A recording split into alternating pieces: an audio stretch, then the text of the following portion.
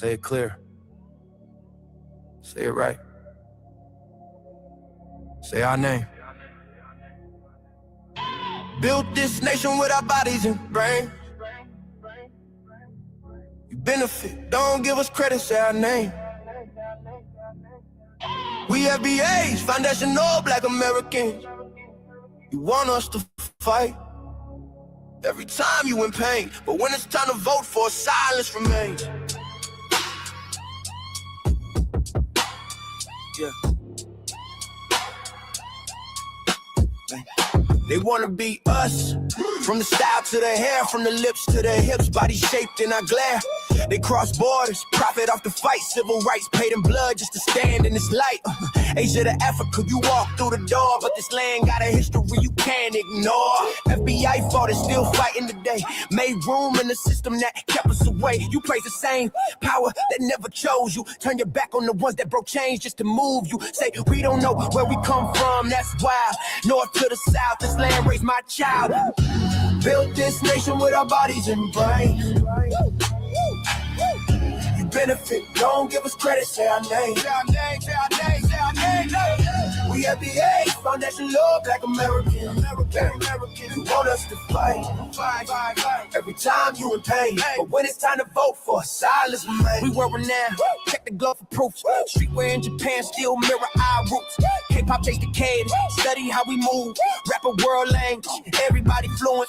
From Atlanta blocks to Mumbai lanes, Hannah McCann spitting bars, connected to the flame. That ain't hate, that's impact, that's reach. Culture travel worldwide when the source run deep. They copy the look, they borrow the sound, but skip the respect when we still hold the crown. Love the rhythm, ignore the pain, celebrate the wave, don't say the name.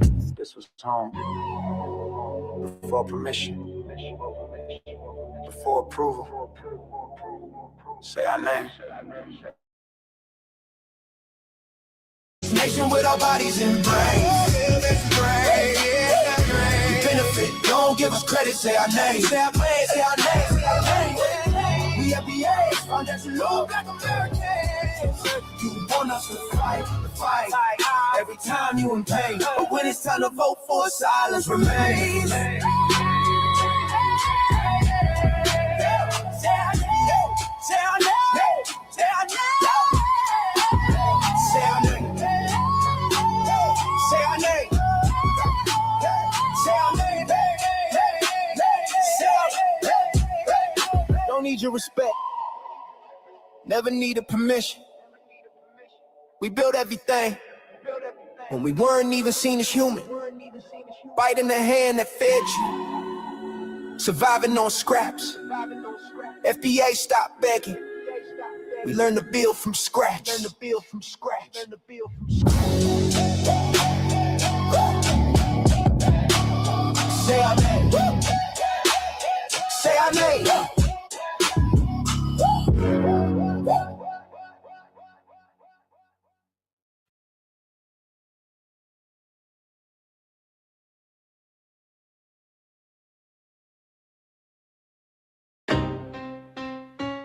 Y'all don't hear us.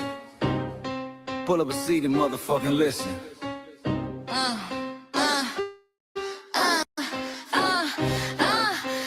Pull up a seat and motherfucking listen.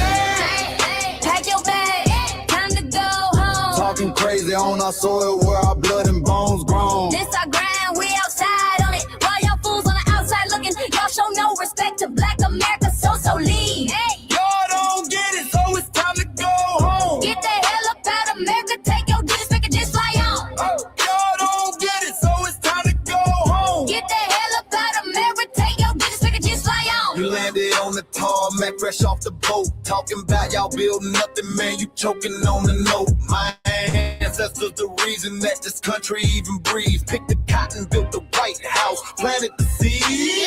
Jim Crow laws, redlined the map, we was the target. You think that struggle's a costume, man, you can't mark it. We fought the wars, we bled the blood, we died for our future's chance. And you come here and give our legacy a side eye while throwing shade on the guard. While you benefit from doors we kick down with our last breath. Now you spit on the architects who stared down death. Disrespectful, That's disrespectful, ungrateful, a slap in the face to only people who gave a fuck. So let me show your ungrateful ass to the right place. Pack your bags, time to go home. Talking crazy on our soil where our blood and bones grown. This our ground and we outside on it. Why y'all fools on the outside looking? Y'all show no respect to Black America, so leave. Y'all don't get it, so it's time to go home. Get the hell up out of America, take your dues and just fly home. Y'all don't get it, so it's time to go home. Get the hell up out of America, take your dues and just fly home. Passport, the visa, the privilege to be here. Cause my grandma did march for y'all, so disappear from our land. You cosplaying our pain. Think it's a trend you can borrow, but you ain't inherit the ghosts of our sorrow. We the foundation, the bedrock, the soil, and the root. You not no branch on our tree, and unproductive people always cosplaying me. Talking about we ain't do nothing. You lost your mind. We built this from nothing, time after time. From the beginning to now, we been the backbone and muscle. Why you look down on the struggle and cause a whole tussle? That energy style with discussing is whack.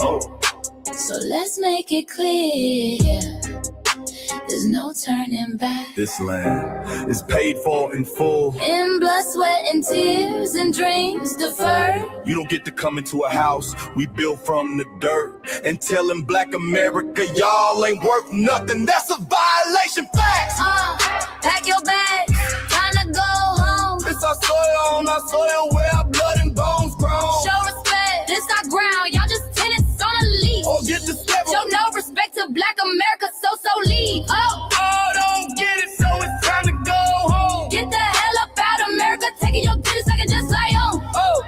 Don't get it, so it's time to go home. Get the hell up out of America, taking your business, I can just fly home. Yeah, fly little birdies. Fly on back to where you came from. This ain't for you. The cell is sacred. We said what we said, It's time. for y'all to go home. So fly a little birdies fly. So fly a little birdies fly. So fly a little birdies fly. Fly far, far away from here. So fly a little birdies fly. So fly a little birdies fly. So fly a little birdies fly. Fly far, far away from here. So fly a little birdies fly. So fly a little birdies fly. So fly a little birdies fly. Fly far, far away from here. So fly a little birdies fly. So fly a little birdies fly. So fly a little birdies fly. Fly far, far away from here. Bye bye, little birds.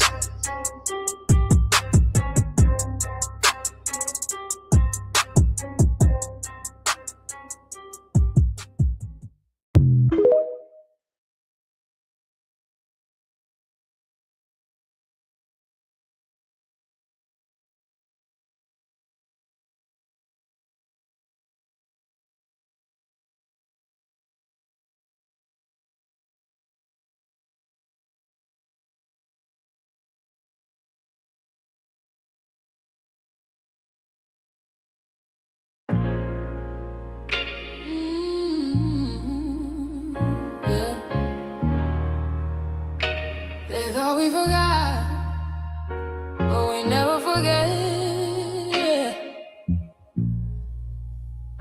This one's for the roots.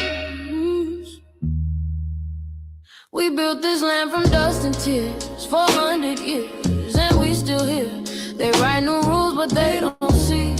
Every freedom they got came off you and me. We planted seeds, they took the bloom. We lit the flame, they left the room.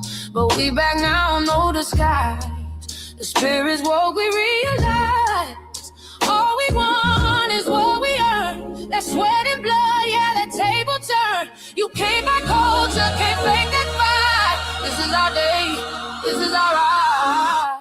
We happy day. Say it loud, say it strong. We the heartbeat that's been here all along. Foundation of Black Americans, stand tall. We ain't begging for nothing, we built that all.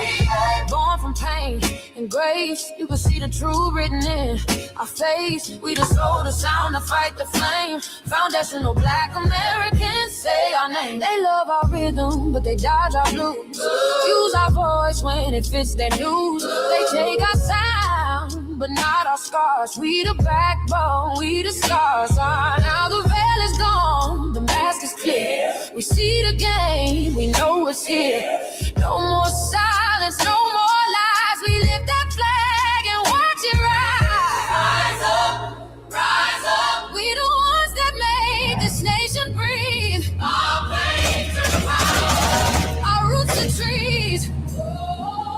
We know world is rhythm and grace, and now we're here reclaiming our rightful place. Can't copy courage, can't steal pain. You can't inherit soul by changing names. Our story ain't done, it's the revival. We guard the gate, it's about survival. We FBA, say it proud, say it loud. The world dances on what we vow. Foundational Black Americans. Still we stand, still we fight, still we demand. Every block, every song, we've been right here all along. The soul of a people strong and free. Foundational Black Americans.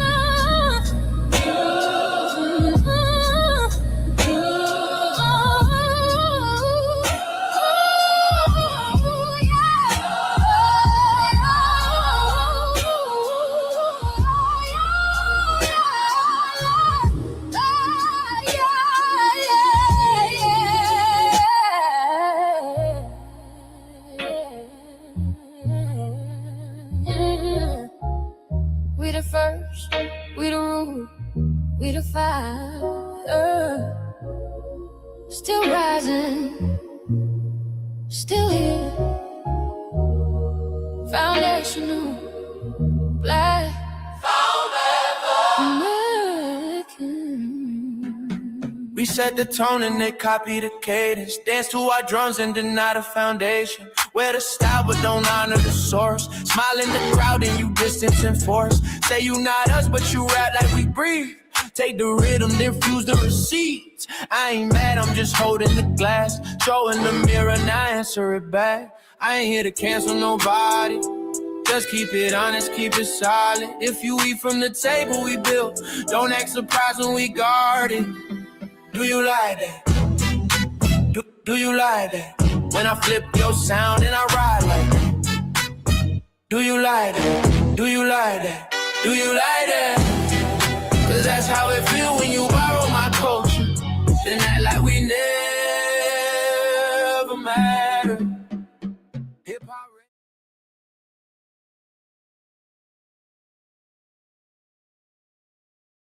Mike Larry. Now this shit here, it's what I see it is. We're not fighting your battles. We're not carrying your fear. We're not lending our history to people who erased us while we were here. Just cause you born here, don't make you FBA. That makes you a citizen, learn the difference today. This is lineage, not a look you can wear. Not a costume you borrow when it benefits you there. You used our culture like an access card, backstage pass, a straight facade, but now the mirror's in your face. No disguise, and you're uncomfortable looking truth in the eyes. We didn't leave our land to beg for a chance. We stayed, we fought, we took every advance. That's the separation, that's the line you cross, we paid. Waving your flag on oil, but fighting not to go back home. Waving your flag on our soil, building comfort on a foundation you didn't know. We waving our flag, red, black, and gold. Stood our ground, never sold. You waving your flag on our soil, scared to build what you claim you love. Our humor, our style, the way we move, the smoothness, the sound, the things we prove. Music we birth, language we shape, innovation forged under constant escape. Warrior spirit means stay and defend, not flee your land and rewrite the end. You call it success, but don't confuse the two. Ease came after what we went through. You abandoned your land and called it strategy. You waved that flag loud, but won't return to build your legacy. That contradiction tells the story for you.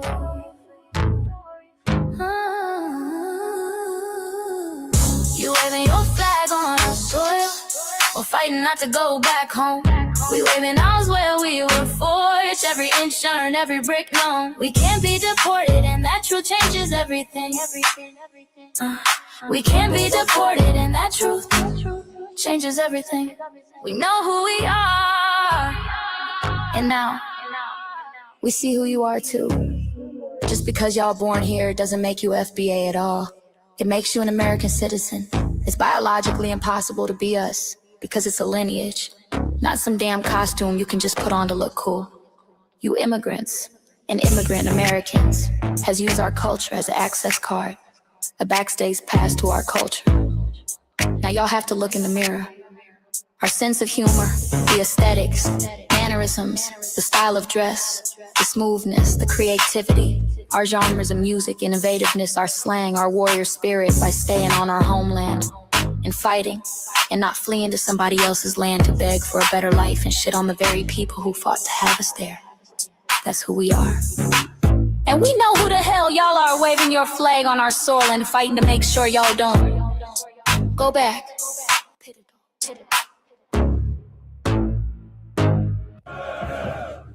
You can't leech off our culture anymore. Beat it!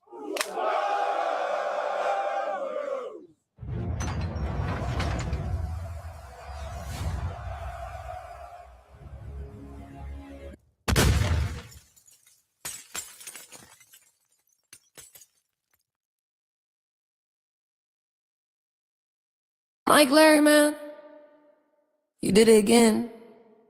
We really making history. Let's go. Do you like that? Do you like that? Flip your sound, how you like that? Do you like that? Do you like that? Say it loud, don't walk it back. Do you like that? Do you like that? You grew up mimicking us, now y'all switch it up. Turn the carbon copy, y'all ain't black, what the fuck? It's funny y'all connecting to our culture like it's Wi-Fi. Surfing on our waves of our culture, no more agua. Still in my culture for all these years. Look how time flies, all these colonizers in disguise. Y'all hate, y'all still hate us outside. Study dope, drip vampires, it's the blood of our guilt. They copy the flavor, sip the juice, love the results, hate the truth. Who? Do you like that?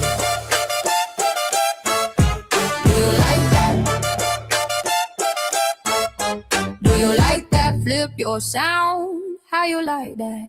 Do you like that? Democratic shields, talking points, the road they fill. Fish and chips, agent on the mic, judging FBAs, but ain't you half white? Talking like you one of us, we need a pool face. The agent type with a prune face, like 50 and Jim, it's a cold game. Throwing stones cause we built our own lane. I'm joking, kinda, but I mean that. Smile calm, pressure intact. Y'all proud where y'all from, where they flag, beat they drum. But when it's us, tone switch fast. Same pride, but it's too much. FBA pride, lineage solid. You can't put this on, can't try it on. Built here, stayed and fought, that's the difference. That's the card. Do you like that? Do you like that? Say it clear, don't twist the facts. Do you like that? Yeah. Do you like that? Do you like that? Point made. No edit. No care.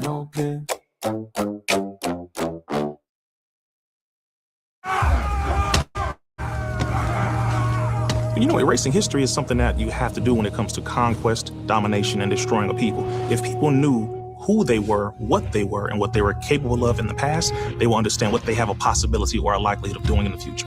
Foundation of Black Americans, we've always had a culture of resistance. We cultivated a culture of resistance on this land, and we've been resisting ever since we've encountered European domination. But nothing was really popping in Europe until the transatlantic slave trade, and that's where they amassed a lot of wealth. One thing that I think is unique about our culture as far as how we resist, how we fight back is just the environment we were put in from day one. Being only 13% of the population, the white supremacists were very meticulous about keeping that population at a certain amount. There was never a period when we did not resist the encroachment of the white man. they have a natural behavior of authority no matter where they go. That's why they'll step up in front of us in the line at the store. We're not important. They don't even see us. We've never been able to excel. We've never been able to relax. We've never been able to just be, which means that existence is resistance. It must be something in our DNA, our historical background, to when something doesn't sit right with us, especially spiritually, in our souls and in our spirit, we just say no. We live resistance. You know, from the moment we're born, we're in resistance. And it's handed down generation to generation. And so I think that cultural resistance is actually in our DNA, in our epigenetics, and then it blossoms out into the culture. So there's almost nothing in America that we do, from song to dance to politics to the way we talk, the way we dress, having coded languages considered to be slang today. Everything about Black American culture is a form of resistance. Of course, they want to always downplay our contributions to the global tapestry because they continue to act like our number one export in this country is not Black innovation.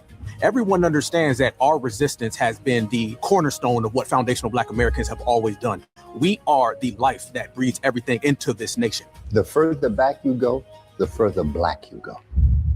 It's just simple like that, brother.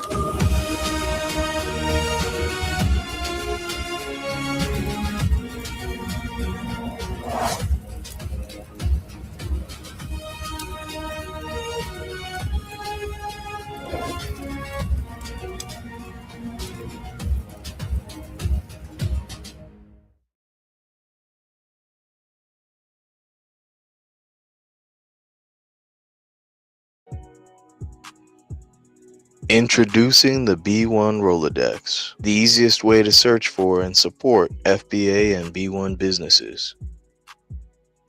Hundreds of entries from the Black grassroots for the Black grassroots. Free to use, free to download, constantly updated. Trouble navigating the document? Try using the map version. Notice a business missing? Use this simple Google form to submit an FBA or B1 business. Also submit anti-Black businesses, which are now being collected in that last tab. Find resources, contact numbers, and much more using the second tab. All the info you need to start practicing group economics today. Go to blacktruthunited.com. That's blacktruthunited.com.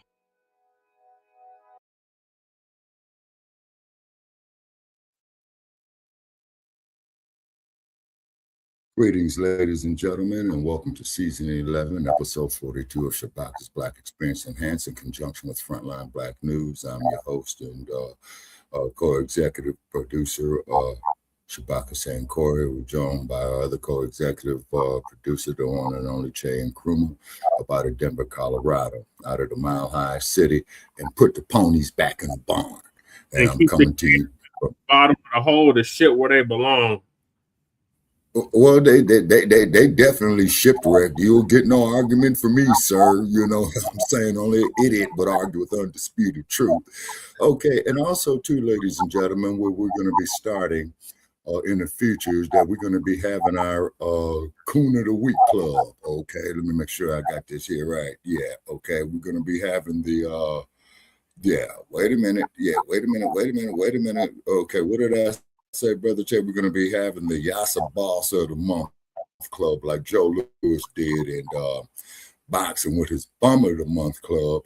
So therefore, people, in the chat rooms and what have you, if you know a Yasa Boss that needs to be roasted, this is the place to do it.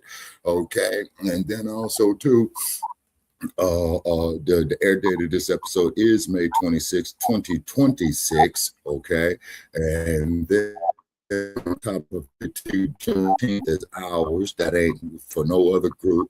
All this bullshit about this being inclusive and all this old type of shit. No, it's bullshit because it countermands our fucking progress as a people. You say, okay, because we got to stand on our own square. We got to stand on our own business. You know, if we disagree agreeably. You know what I'm saying? There ain't no love lost right here.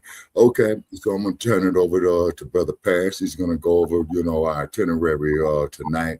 And please come up with, you know, if you know any coon of the week, please put it up there. And we'll definitely put the no good bastard on blast. Okay. Yeah, we got Kevin Hart gets the Coon of the Week award. Oh, okay. What's his violation? How did he fuck up? What did he do? He allowed Nabisco to disrespect FBA and right in front of his face and didn't do nothing about it. That's unacceptable. No, so that's unacceptable. Okay. He is guilty, you know, in our court. You know what I'm saying? He does not have the right to an appeal. And that's that Hollywood shit and what have you. And then speaking of Hollywood, shout out there to Denzel and Angela Bassett is because they're against that alphabetized agenda in Hollywood and keeping the men out of women's sports. Okay, Mr. Hart, you know, I know you're rich. You got a lot of money. But fuck you, Kevin Hart. I said it. You know what I'm saying? You know, our email address is up in there, man. You know, we on social media. And if you don't like it, you know, then send me your inbox, man, and we'll have your ass up here and we'll roast the shit out of you. Because the day of the Yasa boss is over. You see what I'm saying? It's not even funny. Only white people think he's funny. Black people don't think nothing. Yeah, exactly. But thank y'all for tuning in to season 11. Exactly. Episode 42 of Shabakas Black Experience Enhanced in conjunction with the Frontline Black News. We will be discussing several topics. The first one is Black Americans' reply to Africa using Legos about the slave trade. Africa and Iran dropped a Lego video revealing what Columbus said about Black people in America. U.S. strikes Iran again during ongoing peace talks. Pope Leo XIV apologizes for Catholic Church's role in slavery. Foreigners paying more. South Africa just lost it. March and March fans urge their leader to sue Phillip Scott, Uncle Phil, for labeling them xenophobic. Floyd Mayweather. Yeah, Floyd Mayweather responds to $175 million being stolen from him in lawsuit and goes off Right. 50 Cent responds to Floyd Mayweather's $175 million scam loss and sends shots. Call me when you get it together or something. What can we learn from Floyd's money problems and an Ebola update? And we are based out of East Denver. We are based out of East Denver, North Aurora, Colorado. Getting news from a frontline and Black First perspective. We are part of the frontline of the new Black media and also the signal boosters of the new Black media. We have been around for 6 seasons now and counting. And we have several platforms that are part of the frontline campaign. Frontline Black News being one of the first, which we started back in 2020, 2021. And Shabakas Black Experience Enhanced, which this is based on the 50th anniversary of the founding of the original Black Panther Party for Self-Defense. We started on Blog Talk Radio back in 2016 and have been around for 11 seasons now. Shabakas Black Experience Enhanced covers the Black experience from the beginning of time until 10 minutes ago. It is also part of the Frontline campaign and has recently, within the last 2 to 3 years, moved from Blog Talk Radio to StreamYard. Please make sure y'all like and share the broadcast, family. Remember, family, hit that like and share and subscribe button. Yes, Amaru, we all hear you. Please join us on StreamYard. Yeah, Amaru want to get on TV. Come on, Ruru. Yeah. He wants to get on TV like the MGM line. How big he is. He getting big. Damn. Big boy. Yeah, it looking like, man, he weighing every damn bit of about 40 pounds. That's what I'm saying. He's a heavyweight kitty. Yeah, he getting too big. He's a heavyweight kitty. Okay, Amaru. All right. Okay, so therefore, you know, these coons, these Yasa bosses and all that, ladies and gentlemen, we're going to have to start calling them out because they're getting too redundant with their bullshit. You know what I'm saying? And then what a misconception is that I'm seeing on social media, people are thinking that these individuals speak for us as a whole, and that is not the fucking case. Do you see what I'm saying? Kevin Hart don't speak for me. You know what I'm saying? And what have you. But you know, Hollywood is Hollywood. It does what it does. You see, just like I was looking at the old race films where they were talking about Bill Bojangles and Shirley Temple and all that, man. If that wasn't some damn Yassa Boss and shit, man, then my name ain't Shabaka San Carter. Okay. And then, you know, finish the intro. Yes, sir. Oh, okay. Yeah. We love Amaru, Sister Val, yes. Cardenas is in the building, said, what up, though? Frontline Black News. Brother Jesse, did you get any rest after the marathon live stream? Not really. Yeah, I mean, yeah. 4 hours. Yeah, I had to throw in the towel, Mr. Cardenas. You know, I was just out of it. You know what I'm saying? And what have you. You know, but I'm on meds. You know what I'm saying? So please don't our YouTube Frontline Black News. The links to all of our channels are in the description, including Frontline Black News. Frontline Black News 2, our backup channel. Make sure y'all sub to the backup channel, Frontline Black News 2, just in case they try to take Frontline Black News down again. Then we got my personal page, Jesse Parrish, aka Chan Kruma. That's how we stream all the city council meetings for Denver and Aurora, and local Denver and Aurora Black events, and whatever I feel like streaming for today on my personal page. Then we got Lady Chase, Seduction Doll YouTube channel, Seduction Doll 5991. Make sure y'all sub to that so she can start going live on YouTube, on that YouTube channel. Then her main channel, the RBA, the Revolutionary Agenda. Make sure y'all sub to that. She should be dropping her RBA sometime this week. But in the meantime, make sure y'all check out her past episodes. She's been covering them data centers extensively. Then we got Shabaka's YouTube channel, Jeanette 1. Make sure y'all sub to that so Shabaka can start going live again on YouTube.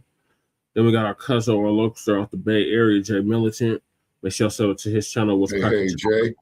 And the link to his channel is in the description. Then we got our brother Kukizi out the Mile High, Bellside, Montbello to be exact. Kukizi 5100, who came up with the B1, excuse me, not the B1, the FBA Culture Reports. And he is an MC and a rap artist out of Denver, Colorado. Make sure y'all check him out. Then we got our brother who's live right now, Breeze Omega, out of VA, Virginia, by way of Hempstead, Long Island. And he just surpassed 1,000 subscribers. Salute to Breeze. That's my brother from another mother. Make sure y'all check him out. Then we got our brother Church of Black Power, who's originally from Watts, California, Jordan Downs. He's now in Houston, Texas. Make sure y'all sub to his channel. He just surpassed 3,000 subscribers. Should be almost at 4,000 now. He shows us love, so we show him love back. Then we got our brother Torian Reloaded, who's been around for a good decade now, and he put Lisa Cabrera on, and he drops similar content to what we do over here. So make sure y'all check him out, Torian Rain Reloaded. He's out the DMV area. And last but certainly not least, we got our brother Black Troops United, who's been on hiatus, but did come up with the B1 Rolodex, which I displayed the ad for, which is a modern-day green book for FBA and B1 businesses.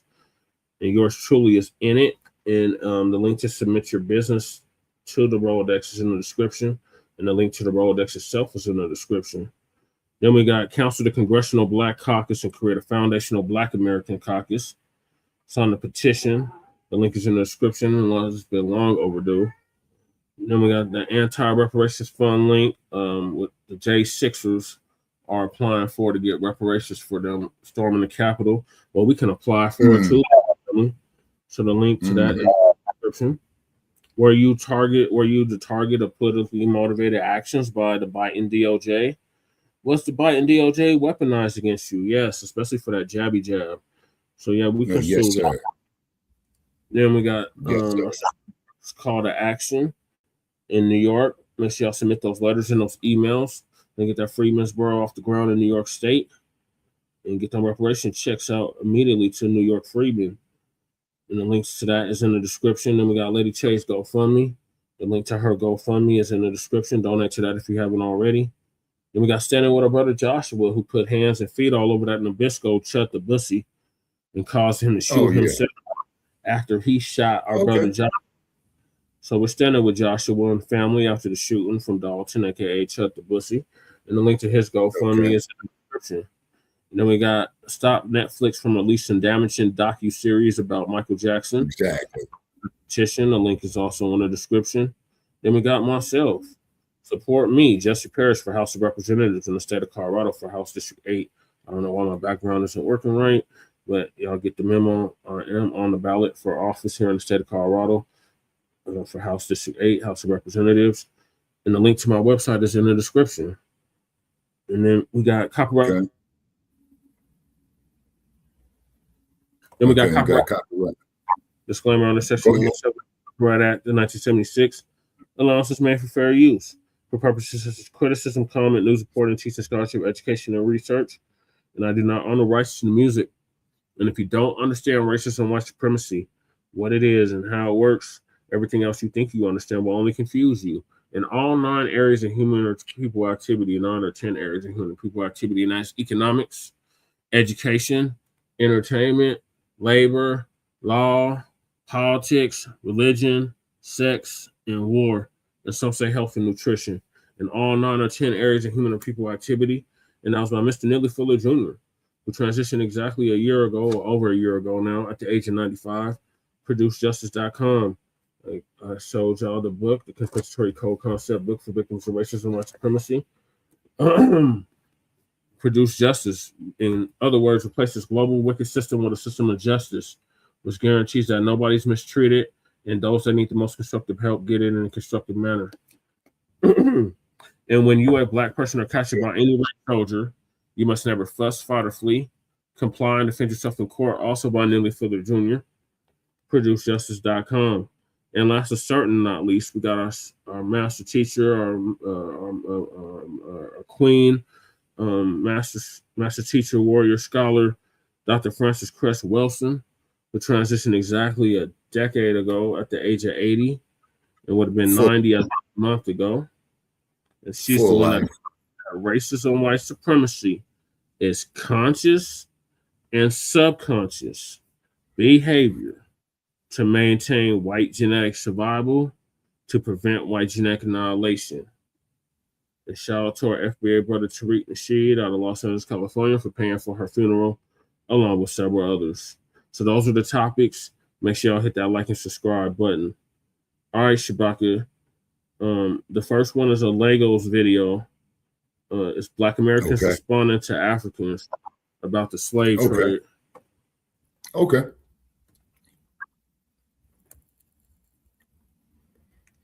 Oh, yeah, and definitely shout out there to Jay Dizzle, you know. Yeah. Yeah, shout out to Jay Dizzle. Make sure y'all check out Liberated Minded Media and Necker Cat on YouTube. Yeah.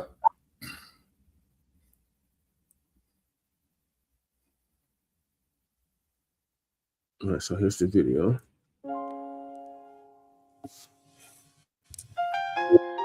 Africa, we heard your voice. We know where the chains began, but we also know where the scars continued. This is our reply from across the ocean. We grew up with missing names and broken bloodlines. Families erased from history. Identities redesigned. They sold our ancestors. Then laws kept us confined. Now we speak with truth so the world can recognize. We are the children of survival, built from pain, struggle, labor, and revival. From cotton fields to city streets, we carried the title. Black Americans speaking back with truth in every cycle. We remember the ships, we remember the change, we remember the nations that benefited from our pain. But we also remember our strength remains. Our ancestors were taken from West Africa by European traders working with African kingdoms and middlemen who captured rival tribes and sold human beings for profit. Men, women, and children. And they got captured too. Transatlantic slave trade, millions died before reaching American soil. Those who survived into plantations in the United States where slavery became an economic machine. Their labor built wealth for plantation owners, banks, insurance companies, railroads, and governments. Black Americans were stripped of New languages, religions, family names, and tribal identities. Slave owners separated parents from children to prevent rebellion and destroy cultural memory. Enslaved people work from sunrise to night under violence, whip, starvation, and public punishment. After slavery ended in 1865, freedom still came with oppression. Black Americans faced black codes, segregation, lynching, and voter suppression. Schools were separated, housing was restricted, wealth was denied through discriminatory policies. Many black communities were burned during racial massacres like Tulsa.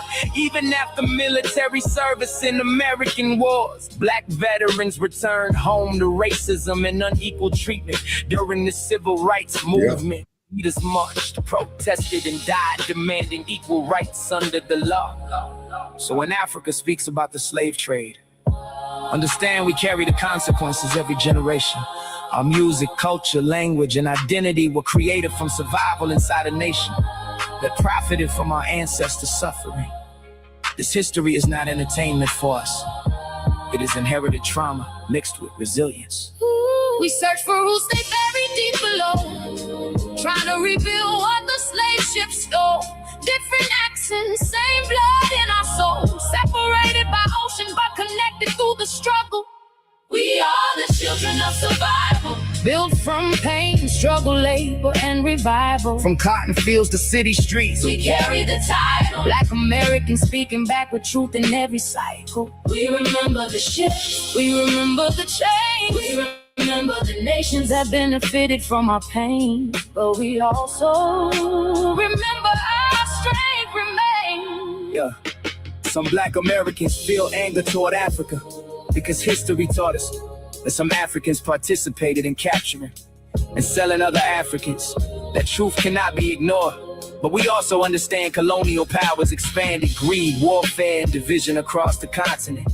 European empires industrialized slavery and transformed human lives into global commerce. America continued that system for centuries and built national wealth from unpaid labor.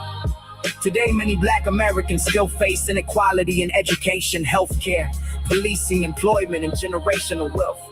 Yet despite slavery, segregation, and discrimination, black Americans created influential music, literature, sports, inventions, businesses, and political movements that shaped global culture.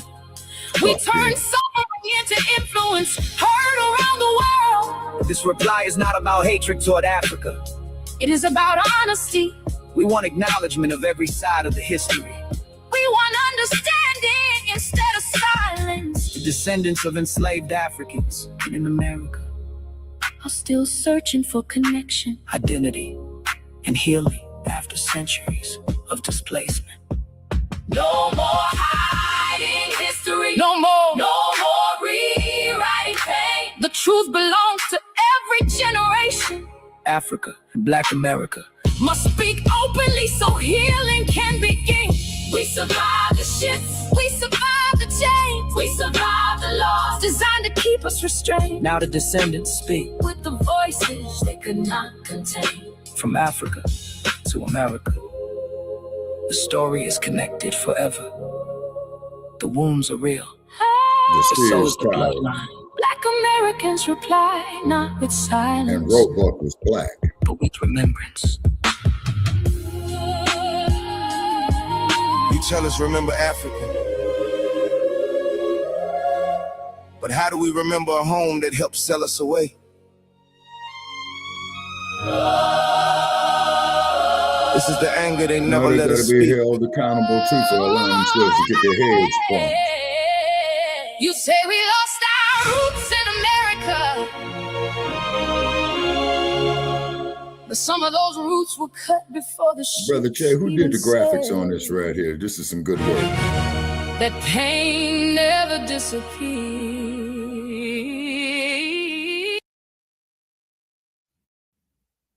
I think it was Iran, Shabaka. Yeah, okay. Yeah, this is some good work. We got questions for Africa. Questions built from chains and graves. How did black hands help Europeans build the slave trade? How How the kingdoms trade lives for guns and wealth. Now generations carry wounds that And never heal. alcohol. And black Americans Still live with what was sealed. Our anger did not begin in America. It began the moment African captives were marched to coastal prisons while African traders and rulers negotiated with European slave merchants. The Big truth is Gory difficult, Island. but history records that some African kingdoms participated in capturing rivals, prisoners And of they war got in captured vulnerable too. communities to exchange them for weapons, cloth, alcohol, and economic advantage. Black Americans grew up hearing That's only true, part man. of the story. We were taught about white slave owners, plantations, and racism in America. But many of us later discovered that Africans also stood at the beginning of that chain. That realization created confusion, sorrow, and anger inside generations of descendants who already felt abandoned by history. Our ancestors screamed inside slave ships while traders counted profits. Families disappeared forever, languages vanished. Spiritual systems were destroyed. Bloodlines were erased from memory. Then after centuries passed, black Americans were expected to simply reconnect emotionally to a continent connected to the beginning of their suffering. That is not hatred toward African people today. It is grief carried through generations. Many black Americans feel disconnected because they do not know their tribes, nation, or true family origin. We inherited the trauma, But not the identity. we inherited the struggle. But not the names. America enslaved us. Europe financed. Europe financed it. But some Africans supplied it. That truth. And they got captured too. And they got their heads bombed. Questions built from chains and graves. How did black hands help Europeans build the slave trade? How did kingdoms trade? Lies for guns and wealth. Now generations carry wounds that never heal. And black Americans, Still live with what was sealed. Black Americans spent centuries fighting to survive racism, segregation, lynching, mass incarceration, and discrimination, while also carrying unanswered questions about Africa's role in the slave trade. Some of us wonder whether our ancestors cried out for help that never came. Some wonder if greed and tribal conflicts became stronger than unity. History shows that European empires expanded and industrialized slavery on a massive scale. But the trade also depended on local systems that provided human beings to the coast. Without that cooperation, the scale of the transatlantic slave trade may not have reached millions. That fact remains painful for descendants trying to understand their history. Honestly, today, some black Americans feel frustration when Africans speak about unity without acknowledging the emotional damage caused by this history. We are told to reconnect while still carrying inherited sorrow from betrayal, displacement, and cultural destruction. Healing requires honesty from every side, not selective memory. We are not speaking from hate. Now what happened? Okay.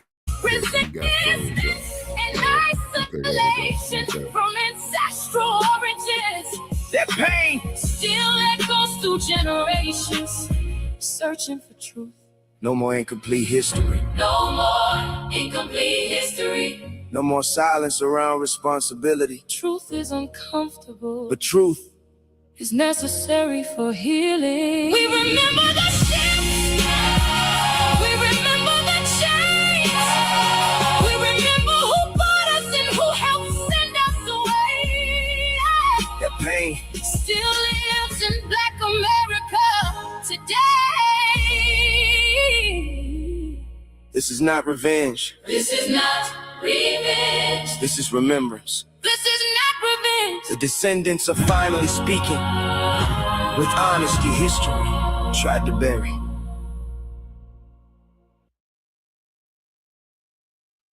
Alrighty. And I said it better myself. What you thought, Shabaka? Okay. All right. Well, like we said, Brother Che, when we first started, the Black experience is the most dynamic experience in the history of mankind. After all of what we have been through, okay, we're still here. And not so much in the US, but around the whole fucking world. And then these other groups, they hate us. And as you so well put it, they want our rhythm, but they don't want our blues. You see what I'm saying? In the US, they want our rhythm and they don't want our blues. You keep exempt the US. You keep saying, not only just the US. No, we are the foundation of this country as well. If we've been all over the world, we navigate the world, then why are we not the original hearer? It just makes no sense. Okay, but what it is, though, Brother Che, is that they don't want us to realize the power that we have. Okay, like, how could I put this here to you? Okay, a skilled marksman. Okay, whoa. Tell you what, yeah, Muhammad Ali is the classic example of it. Okay. They stripped Ali of the prime of his career, like they strip us of the prime of our youth, like with the Jim Crowism, the mass incarceration, the medical apartheid. You see what I'm saying? Like we was discussing last night, in regard to Lady Che, they want to steal all our science, technology, and sit up there and tell us, that we got to pray to an image of a white man for our salvation. In the beginning, we had the land. The Euro had the Bible. We bowed our heads and we closed our eyes to pray. Hey, Michael, when we opened up our eyes and rose our heads, we had the Bible and the European had the land. And not only did he do it in Africa, he also did it here in the United States with the indigenous people here. Yeah, with the Black indigenous already here. And we can't have no unity. We keep hearing, we need unity. Right. We can't no unity until this stuff is reconciled. Africans have to acknowledge their role in the slave trade that they did exactly, and they got to be held accountable. Yeah, you are absolutely correct on that. You're saying 6, I'm saying half dozen in the other, most definitely. Like that bastard that came up there to Washington, New York City. Was that at the UN, Brother Che, where the sisters got out there with the bullhorn on them and telling them motherfuckers about themselves, about the trinkets and the alcohol. The trinkets and the alcohol. So yeah, that makes me very, very fucking angry with you motherfuckers on the continent, okay, of falling for that bullshit. You see, and a fucked up part about it is, look at the fucking havoc that you cause, and you still are letting the motherfuckers coming in there to this very goddamn day to do the same bullshit. But you sitting up there, white Jesus, man, Kenneth Copeland. Yeah, like the motherfuckers sitting down there bowing down to Kenneth Copeland. Motherfuckers needed asses whipped for that shit. So once again, Brother Che, you're saying 6, I'm saying half dozen in the other. You say, and then when it comes to medicine, Imhotep, the world's first physician. You see what I mean? Yeah, you see. And then we had stated a while back where you were saying is how did that AO, get inside the sarcophagus. Inside the tombs, okay, the sarcophagus, if I'm saying it right, okay. Maybe Imhotep, man, it got together with one of the generals or the admirals, man. Well, hey, man, we found this place right here. We came across a substance that could help dull pain when we perform surgery. That there is just a theory. You see what I'm saying? In my substance, unless they have been on. There's only one where you can find that. Right, yeah, that's what I'm saying, Jay. Yeah, see, so I'm in agreement with you on that, but you see, but we gave the world the concept of navigation, the concept of medical work, the concept of embalming the dead. You know what I'm saying? That came from us, but they don't ever want us to acknowledge nothing, the contributions that we made, not do so much to the U.S. They don't want us to acknowledge the contributions that we made to Asia. They don't want to acknowledge us the contributions we made to that shithole called Europe. And then that brain dead, dope fiend motherfucker Ben Carson who got up there with his loaded ass. Well, we came here in search of the American dream via the slave ships. Good boy. But however, it is what it is. You see what I mean? You know. That's not the same thing. That's against our will. Yeah, exactly. You see, and then just like with the imitation of life, you know what I'm saying? Where the black girl hated her mama, and at the end, oh, forgive me, but they forgot, and I forgot to mention in the scene that they showed in the remake of it, where the white boy found out that she was black and how he beat her to a pulp. I mean, it was a very, very brutal scene of how he beat her to a pulp. But then again, though, hey, Michael, what's going on? We got Val Hawkins in the building. We got Mac 285 in the building, and we got Cardenas in the building. Okay, all right. So we got our usual crew. Greetings to y'all. Welcome to Shabaka's Black Experience Enhanced. And then also, too, we're starting the Yasa Boss of the Month Club. You know what I'm saying? Yeah, we got to have the Yasa Boss of the Month Club. Okay, Tim Scott, you know, he's up, you know, number one, you know, for this month. You know what I'm saying? And for this month, I mean, unless you talking about politicians or you just talking about in general? Okay, politicians, sellouts, movie actors, entertainers, you know, pretty much anything up there in what they would call public figures. You see what I mean? It's because they cannot implement this Ma'afa without them. And like I said, I'm still getting in touch with Dr. Ani, and it's very, very difficult to get in touch with her. So I don't know if she's on hiatus or not, you know, or if she's downright retired. You know what I mean? Then on top of it, too, when you got Kit Kat, you know what I'm saying? Remember, when it comes to the kitty cats, that you are their pet. They're not your pet. You're their pet. The Lady Che is going to disagree with me on that. Okay. Now, Pope Leo, the Roman Catholic Church. Hold on, you're jumping a little bit. I got another Lego video to play.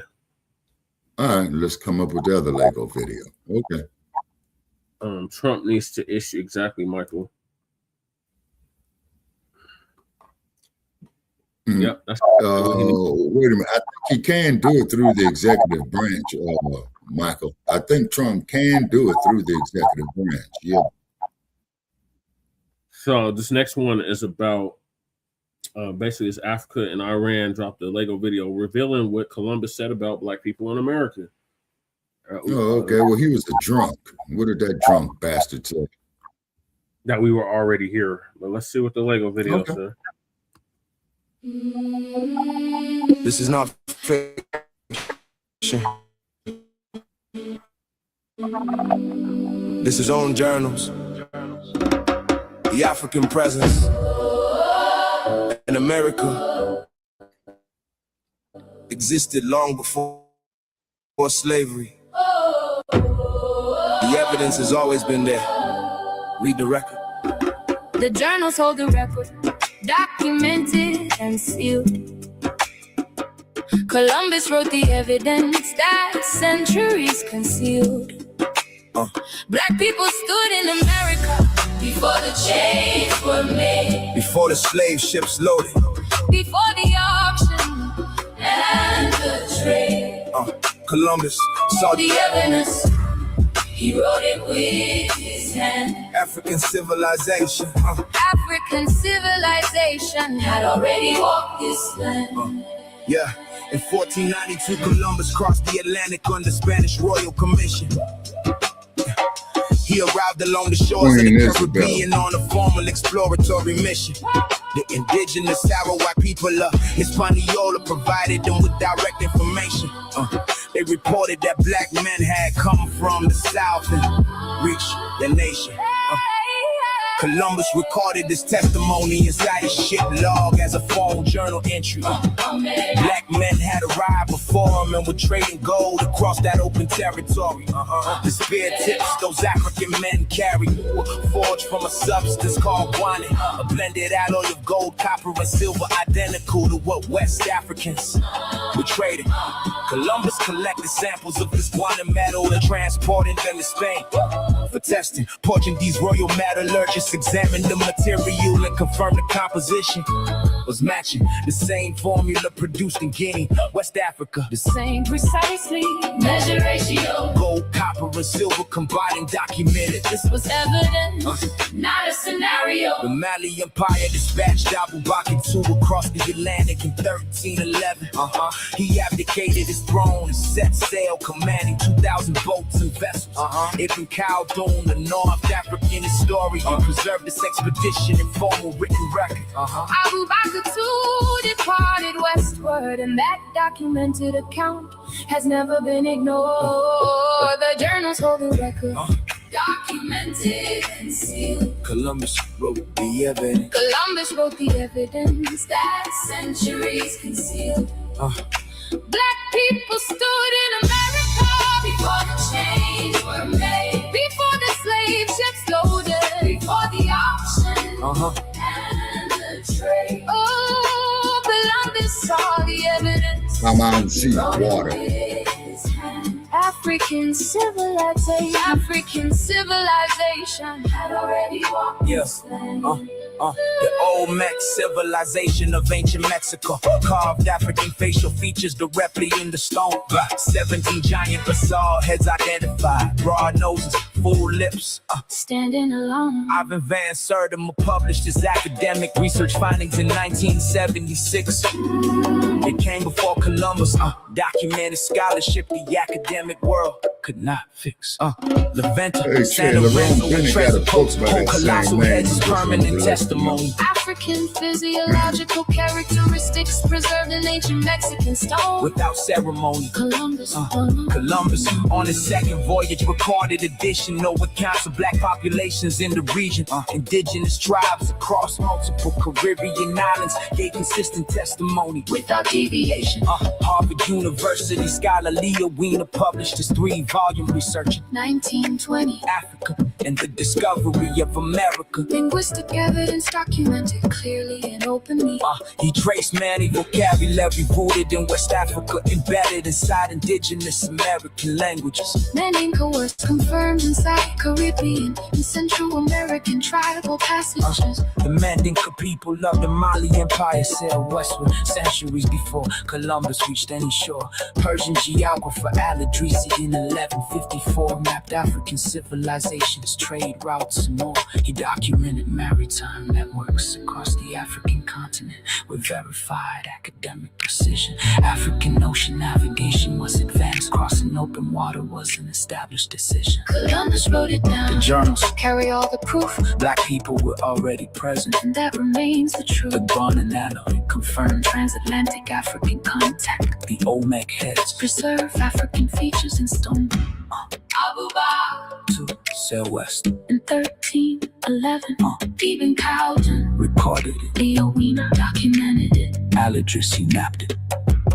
This is history, unedited, unfiltered, documented. Before slavery ships crossed the Atlantic, black people were already described in the Americas. Ancient maps, journals, and witnesses. The presence long before colonial history rewrote the story. Christopher Columbus wrote about dark-skinned people during his voyages across the Atlantic. European explorers described indigenous groups with African features and documented stories about black traders already living in parts of the Americas. Some historians point to reports from Columbus mentioning people who carried metal spear tips believed to come from African trade networks. The Olmec stoneheads in Mexico became part of this debate because of their facial structure. Researchers have argued for decades about whether African sailors crossed oceans before European empires began colonization. West African maritime knowledge existed long before Columbus sailed. The Mali Empire under Mansa, Abu Bakr was connected to stories of Atlantic expeditions leaving from West Africa centuries before Spain funded Columbus. African navigation was not primitive. African kingdoms traded across deserts and seas. Scholars from Timbuktu documented astronomy, mathematics, and navigation systems. North African and Persian sailors connected trade routes stretching from East Africa to Asia.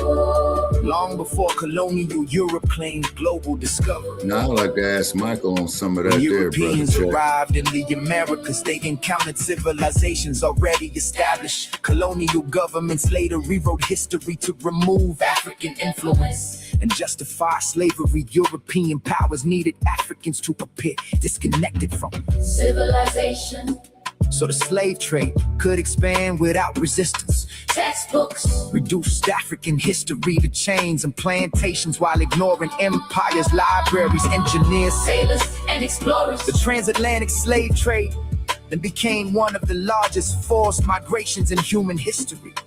Millions of Africans were captured, transported, and sold across the Americas.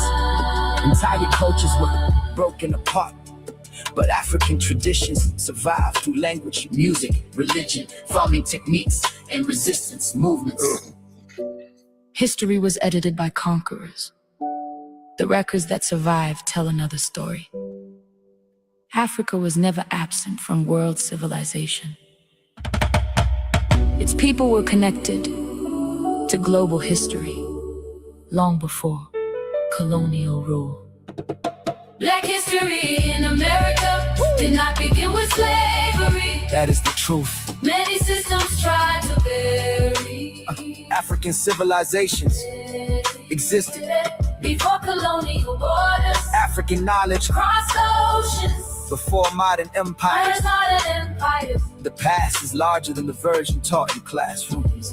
The evidence continues to challenge old narratives. Iranian scholars, African historians, and independent researchers have revisited historical records that Western institutions ignored for generations. They examined ancient travel accounts, shipping routes, oral histories, and early colonial writings. There were questions why African contributions to world history were removed from mainstream education. For centuries, European empires controlled publishing, archaeology, and education systems. Colonial governments funded interpretations that centered Europe as the origin of civilization. African achievements were minimized or reassigned to outsiders. Ancient Egypt was disconnected from Africa in many textbooks. It ain't Egypt, it's Kemet. Egypt is a Greek word. In the Americas, enslaved Africans built infrastructure, cultivated crops, and shaped economies that enriched European powers. Rice cultivation techniques used in the American South came from West African agricultural expertise. African blacksmithing, architecture, music, and spirituality survived despite slavery laws designed to erase identity. Resistance never stopped from Haiti to Brazil to the United States. Enslaved Africans fought rebellions, preserved traditions, and built communities under violent systems. Figures like Toussaint Louverture proved that enslaved people were not passive victims. They organized revolutions that changed world history. Today, historians continue debating early African presence in the Americas. But the larger truth remains undeniable. Africa influenced world civilization long before colonization. The modern struggle is about restoring erased history and challenging narratives built during imperial rule. They remove names from records, they remove kingdoms from lessons, but evidence keeps surviving. History cannot stay buried forever. The story of Black people in America is older than slavery ships, older than colonial borders, older than the systems that profited from silence. The debate continues because history was never fully destroyed. The past still speaks through documents, ruins, traditions, and memory. The fight over history continues because truth changes how people understand power, identity, and civilization.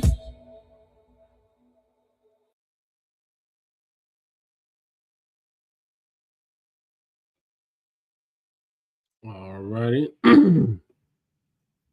So that Lego video already prove that we were already here. Shalom, family. Good to see you. Well, we check. You saying 6? I'm saying half dozen. We're circumnavigate the whole fucking globe, and then also too, there was a dude, man, that I was speaking with from the Hawaiian Islands.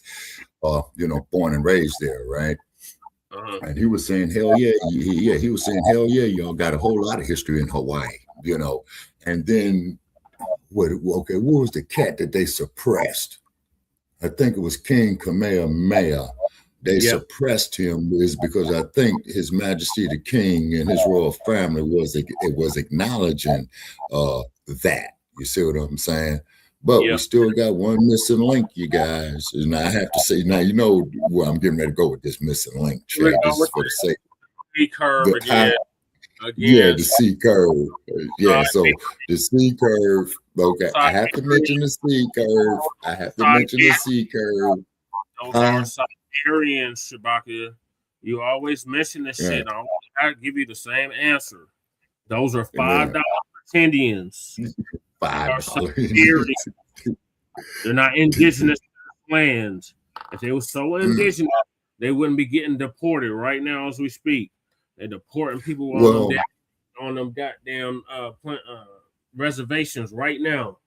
Like, no, them not original. We are the original people here. There's plenty of evidence to back that up, and that video showed that. Okay, then it sounds like to me that Jailbird 1, man, needs to be deporting its main passenger, if you know what I mean.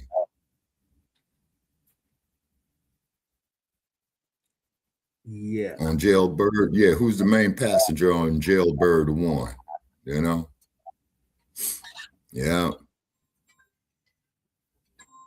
Okay, Brother Che, continue with the show, man. I have to take this call, please. All right. So we got plenty of evidence to back up that we were already here. So shout out to Africa and Iran for dropping this Lego video that revealed what Columbus said about Black people being already in America before he even got over to this part of the world. They're using the maps that the Moors already had established hundreds and thousands of years prior. So, moving along, we got U.S. strikes Iran again during ongoing peace talks. Yes, Amaru, we all hear you. So Lisa gonna give us an update on that. You all here, hope you're doing well. Just want to make a reminder that today is the final day of the sale for hair products. So if you need anything, grab it up for 40% off on Etsy, Shopify, and TikTok Shop. So y'all, we're going to get into this next video. Last night, I was just watching a few videos and getting caught up. And I got a news flash that Donald Trump bombed Iran. And I'm like, here we go again. Earlier, it's peace talk this and peace talk that. And then you turned around and bombed these people. And you want to know why they're asking for Obama? He doesn't want to believe he's the one causing it. But he is. So they bombed some facilities. And, you got to kind of proceed with caution with Donald Trump because he lies so much. They spoke about areas that they took out, and one of them is, I think, a place where they had their missiles or made their missiles. But I don't all the way believe Donald Trump. He has lied so much. Remember, they have no military, they have no Navy, they have no Air Force. For a place that don't have anything, they sure know how to fire back at your ass, because they shot down 2 drones and they shot at an F-35 after Donald Trump had bombed them first. So y'all, it's like, here we go again. It's Even the media is calling these peace talks weak. And it's not going nowhere. It's not going to go anywhere because if Donald Trump keeps bombing these people, they're not going to be open to negotiating with them at all. And the Straits of Hormuz will remain closed. I mean, as long as it's been closed, y'all, it is not going to make any impact, even if they open up right now. It probably won't be until sometime in 2027 before you might see a little bit of headway. But it's been closed so many times and for too long. It's going to take probably a good year and a half for people to get caught up on their gas and oil. So, and America's not doing all that great either, because I'm hearing more gas stations are showing signs of being out of fuel. And Donald Trump's still telling us not that much fuel comes from that region. He's clearly lying, as usual. So, y'all, I'm going to go ahead and share my screen. Let's see here. Sure I have it. Yeah, I do.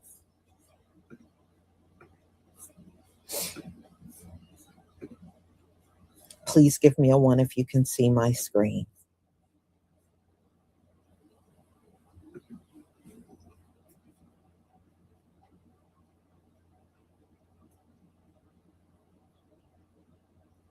Thank you.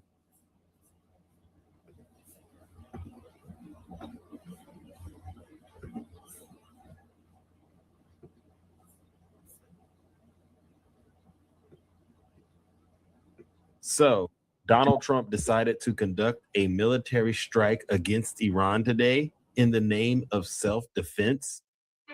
Welcome to a special edition of CNN Newsroom. I'm Brianna Keeler, and we have breaking news. Explosions rock Iran. U.S. Central Command just confirming that U.S. forces targeted Iranian military facilities responsible for launching a series of attacks against American warships in the Strait of Hormuz. Iranian state media had reported blasts that were heard in the border city of Bandar Abbas. That's home to a key Iranian naval and air base along the strait. Iranian state media also reporting explosions in other cities as well. The attacks coming as intense discussions are underway tonight to end the war in Iran, but a deal is not in place. Iran's top security official declaring tonight, quote, "There will be no retreat." And there's Guess that means we won't be getting cheaper gas prices anytime soon, because Donald Trump once again decided to restart the war between the United States and Iran. Yeah, and good luck to him getting the nuclear dust that he said we were about to get and bring over here to be destroyed. I have never, ever in my life seen so much incompetence coming out of one administration like I'm seeing right now. Every day, we're about 2 weeks away from this conflict ending, only for Donald Trump to make a mockery out of the United States by restarting the conflict on Memorial Day. This is truly pathetic, to say the least. So somebody said, how will this war ever end? And how will we come to some type of peaceful agreement if the U.S. keeps launching new attacks on Iran? Now, the attacks that people are hearing about is Monday. Yesterday, U.S. announced that they launched new strikes in southern Iran, targeting their missile sites and a few boats that was trying to lay mines. Now, if you remember early in the year, Iran laid a bunch of mines throughout the Strait of Hormuz, so none of the ships, cargo ships and transport boats will be able to go through there safely without worrying about where those mines were located. The U.S. supposedly went in there, got up all the mines, and said they would prevent any new ones from being placed. That's what supposedly went on Monday. Now, the U.S. Central Command did make a statement, and he said that those strikes were considered self-defense, designed to protect the U.S. troops against threats posed by the Iranian troops. So that's what that was. If you didn't know, Now you know. And knowing is half the battle. Love y'all. Be safe out there. Big Duke out. You ought to know. Thank me later. Heard in the border city of Bandar Abbas. That's home to a key Iranian naval and air base along the strait. Iranian state media also reporting explosions in other cities as well. The attacks coming as intense discussions are underway tonight to end the war in Iran, but a deal is not in place. Iran's top security official declaring tonight, quote, there will be no retreat. And there's this from President Trump. These incredible men and women gave their lives to ensure that the world's #1 state sponsor of terror will never have a nuclear weapon. Oh, and they won't.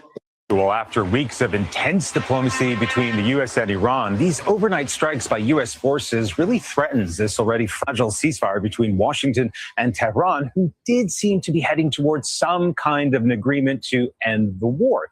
Now, in a statement to CBS News from CENTCOM, it said, and I'm quoting here, targets included missile launch sites and Iranian boats attempting to emplace mines. U.S. Central Command continues to defend our forces while using restraint during the ongoing ceasefire. Now, for the U.S., it seems this ceasefire still holds, but the strikes were carried out as Iranian leaders met with Qatari officials in the capital, Doha, for what's been described as intense U.S.-backed talks over the fate of the Strait of Hormuz, Iran's frozen assets, and its nuclear program. And this morning, the Iranian Revolutionary Guard said it would not only retaliate against any ceasefire violations, but that it had also shot down a U.S. drone and fired at a U.S. fighter jet that had entered its airspace. Now, we have no way of independently verifying that, but just a few weeks ago, U.S. and Iranian forces opened fire on each other, and the ceasefire continued to hold. Negotiations currently underway. Late last night, the United States bombed Iranian targets. We attacked Iran, ostensibly, allegedly, in self-defense, but this comes as Donald Trump insists that the peace deal is 95% done. And now Iran is threatening military retaliation of their own. So it sure seems like that remaining 5% of the peace deal is basically where all of the peace deal is. The part that we don't have. The 95% that we allegedly do have doesn't really seem to mean much at all if we're actually still attacking one another kinetically. But before we unpack all that, if you end up liking this video and you want to support the channel, please be sure to hit the like, subscribe, and alert bells before you go. Yep, Mediaite reports U.S. bombs Iran hours after negotiators arrive for peace talks. The U.S. bombed Iranian targets on Monday, including missile launch sites and boats trying to lay mines, U.S. Central Command said. CENTCOM claimed the boats were laying mines in the Strait of Hormuz, which Iran closed shortly after the U.S. and Israel started bombing the country. A ceasefire agreement was implemented last month, though occasional fire has been exchanged. The latest strikes came just hours after Iranian negotiators arrived in Qatar, the New York Times reported, stating, hours after Iranian negotiators arrived in Qatar for talks on ending the war, U.S. forces struck missile launch sites in Iran and boats trying to emplace mines, American officials said Monday night. U.S. Central Command characterized the strikes in southern Iran as defensive and said that they'd been intended, quote, to protect our troops from threats posed by Iranian forces. U.S. Central Command continues to defend our forces while using restraint during the ongoing ceasefire, said Captain Tim Hawkins, a Central Command spokesperson. The Times noted that the bombings came as Israel is planning to escalate its war on Lebanon. Iran has insisted that any ceasefire include Lebanon, which Israel invaded in April. Donald Trump has claimed that the U.S. and Iran are nearing a deal, but Iranian officials have said that no deal is imminent. The two biggest points of contention are the Strait of Hormuz and Iran's nuclear material, which remains under rubble after the U.S. and Israel bombed nuclear sites in last June. Publicly, Trump officials have insisted Iran was on the verge of making nuclear weapons, even though U.S. intelligence officials concluded that Iran was not close to doing so. So that's where we are with things. And then, of course, as the conservative Wall Street Journal is noting, Iran warns of retaliation after U.S. strikes. The attacks, which happened amid ongoing negotiations between Washington and Tehran, targeted sites in southern Iran. Iran's Islamic Revolutionary Guard Corps vowed to retaliate against the violations of the ceasefire after a renewed bout of fighting in which the U.S. struck missile launchers in southern Iran. In Monday's exchange of fire, the U.S. sank 2 Revolutionary Guard ships it said were attempting to lay mines in the Strait of Hormuz. Iran responded by launching surface-to-air missiles at U.S. planes, prompting American attacks on missile launchers, a U.S. official said. Meanwhile, the U.S. Navy is quietly assisting vessel crossings through the strait, according to U.S. military officials. Diplomatic efforts towards a deal were set to continue despite the fighting, with So you know that over the weekend, Donald Trump touted there was some sort of a ceasefire being agreed upon. And while that was happening, Pete Hegseth, I'm assuming, was approving more bombings and attacks on Iranian missile sites and other locations around Iran. In fact, there's video from Iran of them shooting down U.S. drones. So if this ceasefire deal falls apart, I'm going to go ahead and blame Pete Hegseth for that, on top of Donald Trump just being too stupid to be able to negotiate with a foreign country. Also, the last people on planet Earth that wants a ceasefire is Israel. Israel can't accomplish what they need to accomplish with Iran in the picture, right? So anything they can do to sabotage that, they're going to do that. So keep your eyes on that news. I highly anticipate the ceasefire talk falling apart. So while your gas prices are not set by the president, their actions affect them. Their actions can bring them up or bring them down. And Trump's actions have done nothing but bring them up from the start of his presidency. There's no money for veterans, disabled, elderly, homeless, sick. There's no money for Americans, but there's always enough money for war, for billion-dollar ballrooms that we were promised we wouldn't have to pay for. There's always enough money for rich people in war. Oh, and call your Democratic elected officials and tell them not to let Donald Trump and Elon fuck with our midterms. Don't forget to subscribe to my Instagram channel. And if you'd like to make individual contributions or donations, you can do that to my Cash App or Venmo in my link tree. While it looked like diplomacy was working just yesterday, the war in Iran escalated significantly overnight, with the U.S. military launching new strikes. According to Central Command, the U.S. targeted missile launchers in southern Iran and destroyed Iranian ships attempting to place mines in the Persian Gulf, claiming they were threatening American forces. CENTCOM said the strikes were done in self-defense and with restraint. Iran's Revolutionary Guard quickly responded, saying it considers its right to reciprocal response both legitimate and certain, adding it fired at an American jet and drones that entered Iranian airspace. This latest escalation could jeopardize the most significant diplomatic push yet to end the 3-month war with Iran. Secretary of State Rubio, speaking after the U.S. military attacks, suggested peace talks are not over. I think there's strong alignment and agreement on what a preliminary draft should look like. It's going to take a couple days to settle on, even down to the disagreements over a word. But President Trump is now adding a major new condition, writing that as part of the Iran deal, he expects all countries that took part in negotiations to make full peace with Israel. That is likely to be a major sticking point for many Middle Eastern and Islamic nations.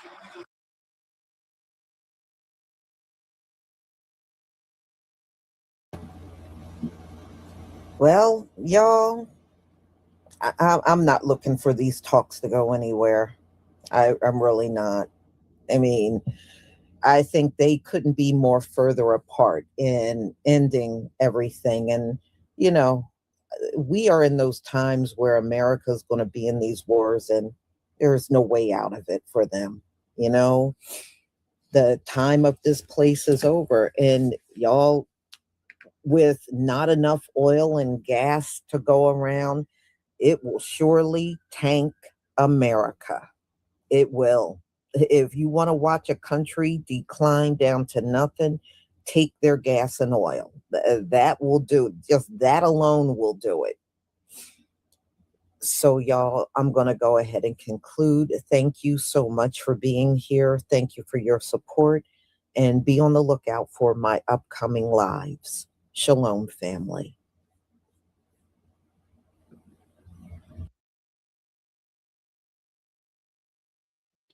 Okay, Shabaka, are you back or are you still on the phone?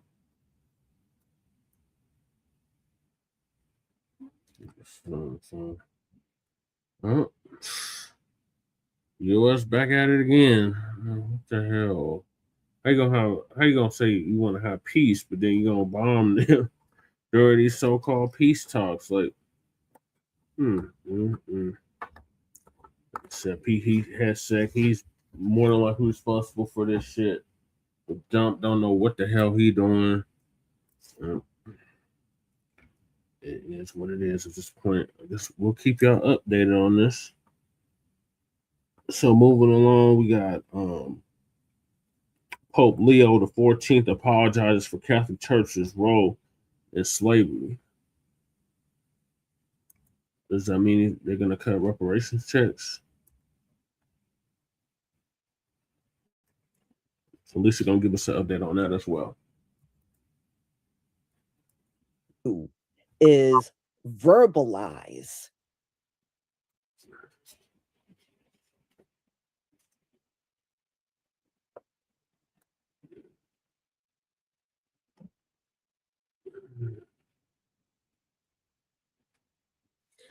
Do not buy 12 Tribes on Earth hair growth. Shalom, family. Good to see you all here. Hope you're doing well. I tell you what, I woke up this morning and I went out there to see what was going on, and here we go. We see an apology for the Pope. Now, I don't know if many of you know this. The Pope is touring Africa right now. He's on an African tour, which I think started about a week ago. And I think he's going to be there touring different parts of Africa. Well, today he did his mass in Angola. And during the time he was doing his mass, he apologized for the Catholic Church role in helping the colonizers and helping with the entire concept of slavery. So, you know, at the end of the day, y'all, the Catholic Church is another organization that owes reparations. Not to mention the fact that they got all of our art and different things that prove we are the Israelites up at their Vatican in their vault. And we want our stuff back. You know, I don't want an apology with no action behind it. And see, that's the only apology these folks like to give. They'll apologize all day long as long as there's no required action behind the apology. So an apology, what the hell are we going to do with that? What are we going to do? Everything that has happened to us for centuries at the hands of these demons, what the hell are we supposed to do with some lame ass apology? You know, it's of no use to anyone. And I want y'all to notice where he's given this "we want to apologize" speech. In the land of Ham. Now, why would you go before Ham to apologize for slavery? Why? Y'all didn't take Ham into captivity. You took us. You took the Israelites. So why didn't you make sure your audience were the appropriate people that you should have been apologizing to? Ham is going to accept any apology. Okay, that's why you're in front of Ham. There's a reason why he chose that audience. And look, y'all, at the end of the day, the Catholic Church did more harm well beyond just slavery. We know that. The Catholic Church themselves had slaves. They had slaves. They had slaves at all of these different Catholic churches that existed in the land during slavery.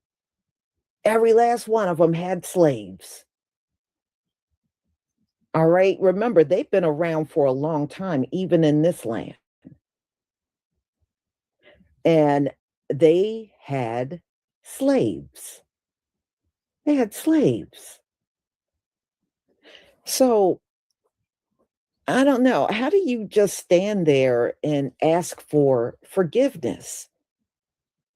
And I'm offended that you ask for that forgiveness in front of Ham, of all people. And of course, the Hamites are going to forgive you. They'll forgive anything. They are enamored with this Pope. So, oh yeah, they're probably telling him, no, forget about the whole thing. We're fine. Yeah, we forgive you. I don't. I don't. Okay, because these churches didn't just participate in slavery, y'all. They participated. And remember, and in fact, I did a live stream about the priests and the nuns. The priests and the nuns, when I went back and looked at history, both sold slaves. Both the priests and nuns sold slaves. So the Catholic Church's whole existence here in the United States, I don't want you to ever forget this, their entire existence came from slavery, slave money. The slave money built their hospitals, their schools, their churches, all of it. Every square inch of the Catholic Church was brought up and rose all over the earth from slavery. That's where the bulk of their money came from.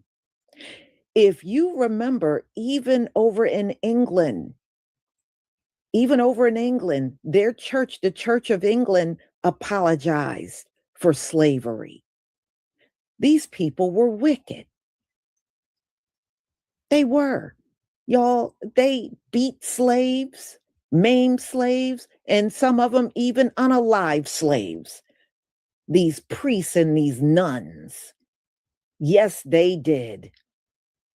Yes, they did.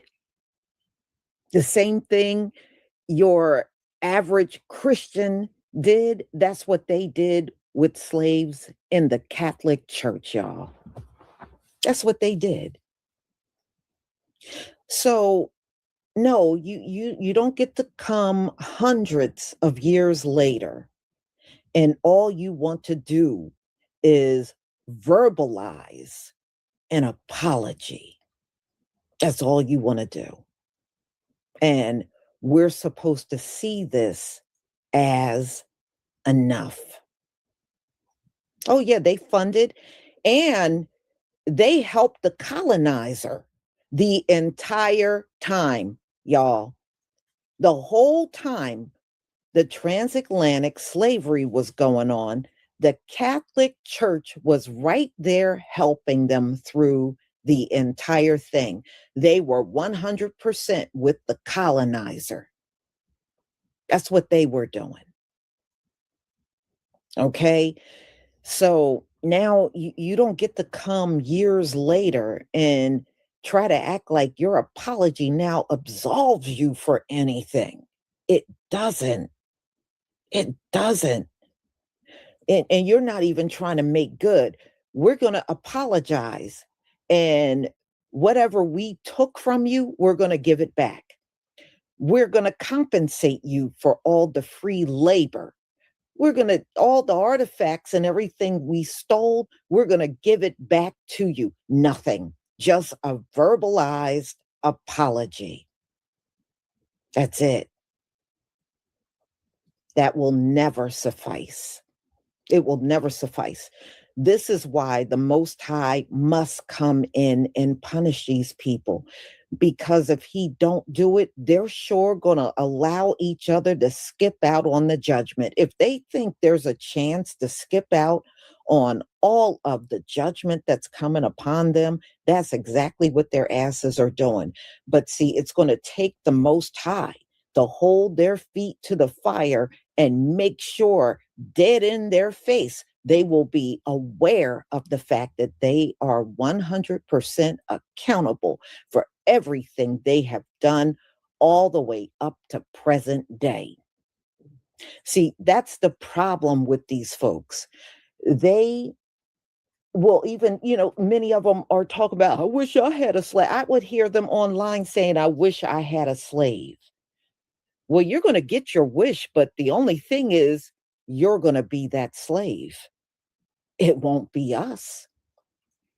There is no prophecy in the Bible that says we got to go through a second slavery here in America. No, that's just wishful thinking coming from y'all. And what makes you think you are worthy enough for me to be a slave for? You ain't even worthy enough for it.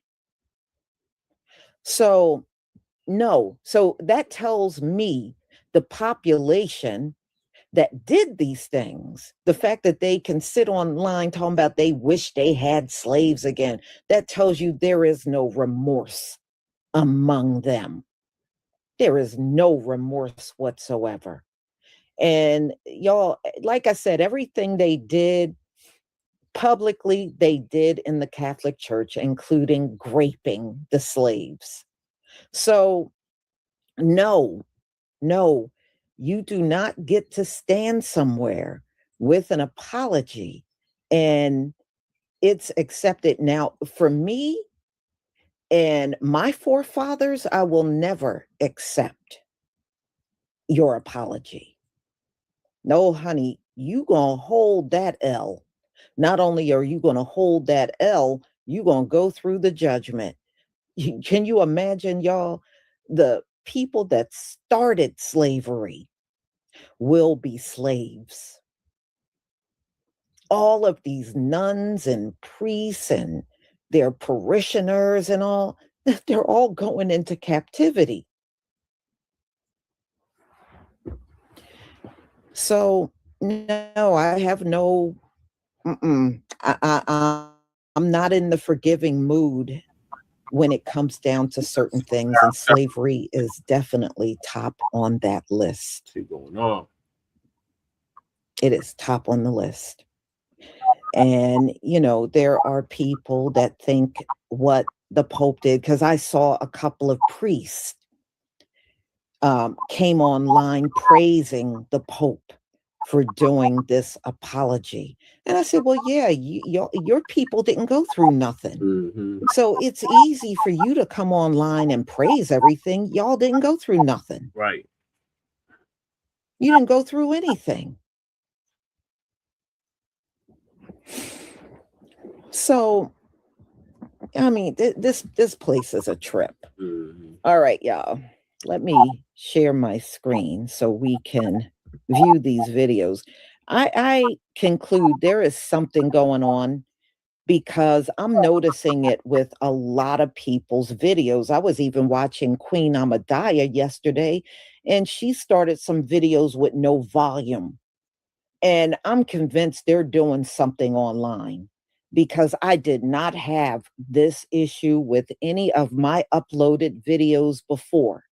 But now when I play my videos, there's always some with no volume. And now I'm seeing other people channels and it's the same thing. So it's got to be something that they're doing that's causing it. All right, y'all.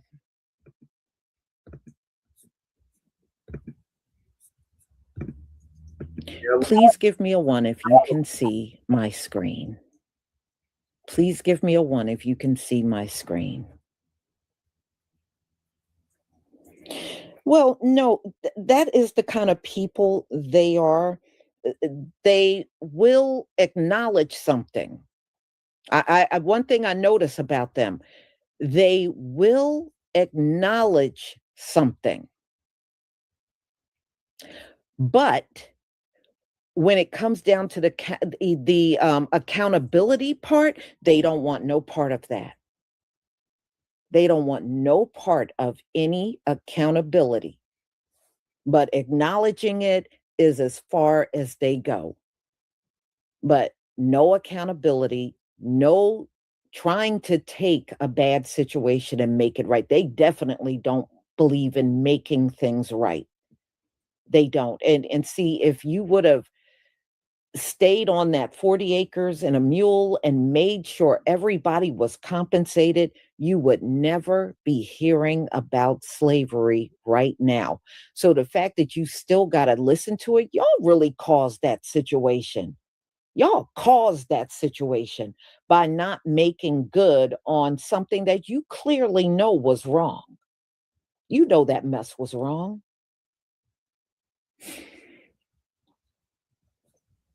All right, y'all. Thank you for the ones.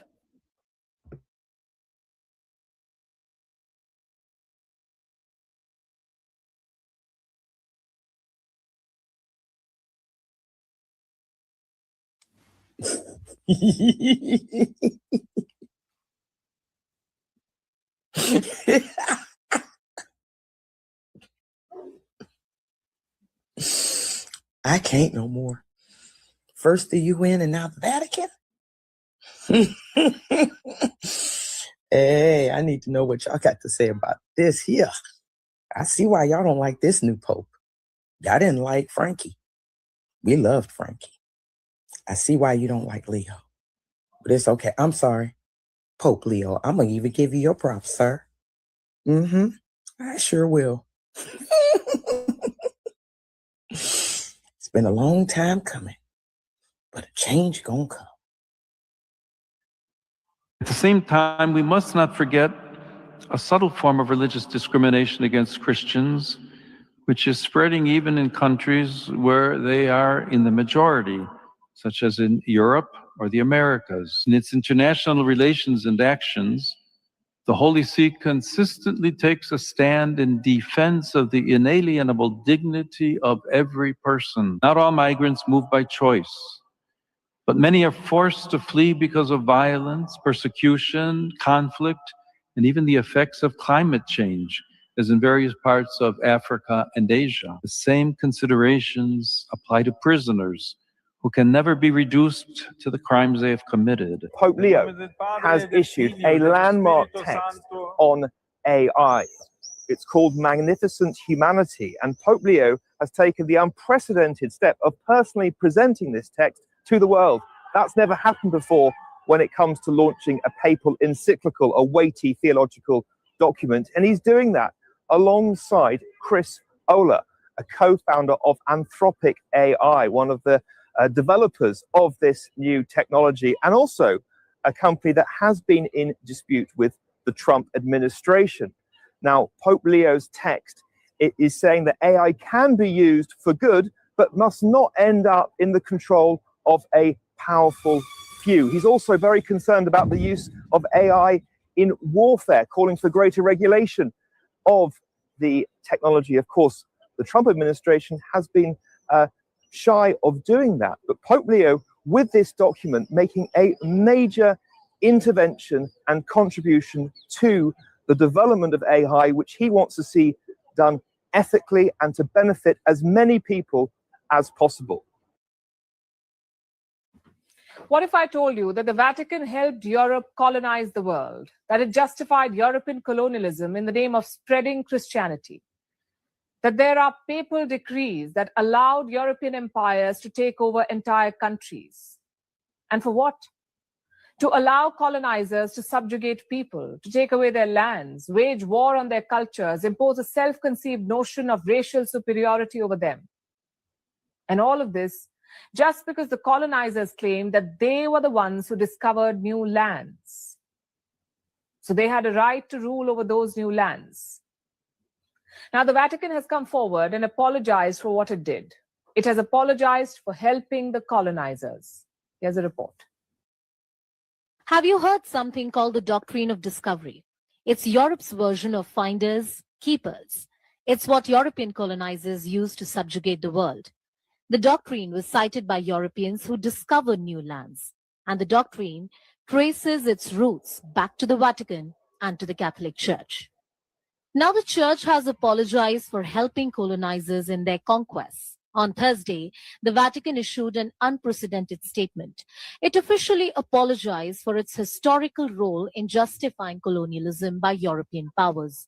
The Vatican said, "The Roman Catholic Church repudiates those concepts that fail to recognize the inherent human rights of indigenous peoples, including what has become known as the legal and political doctrine of discovery."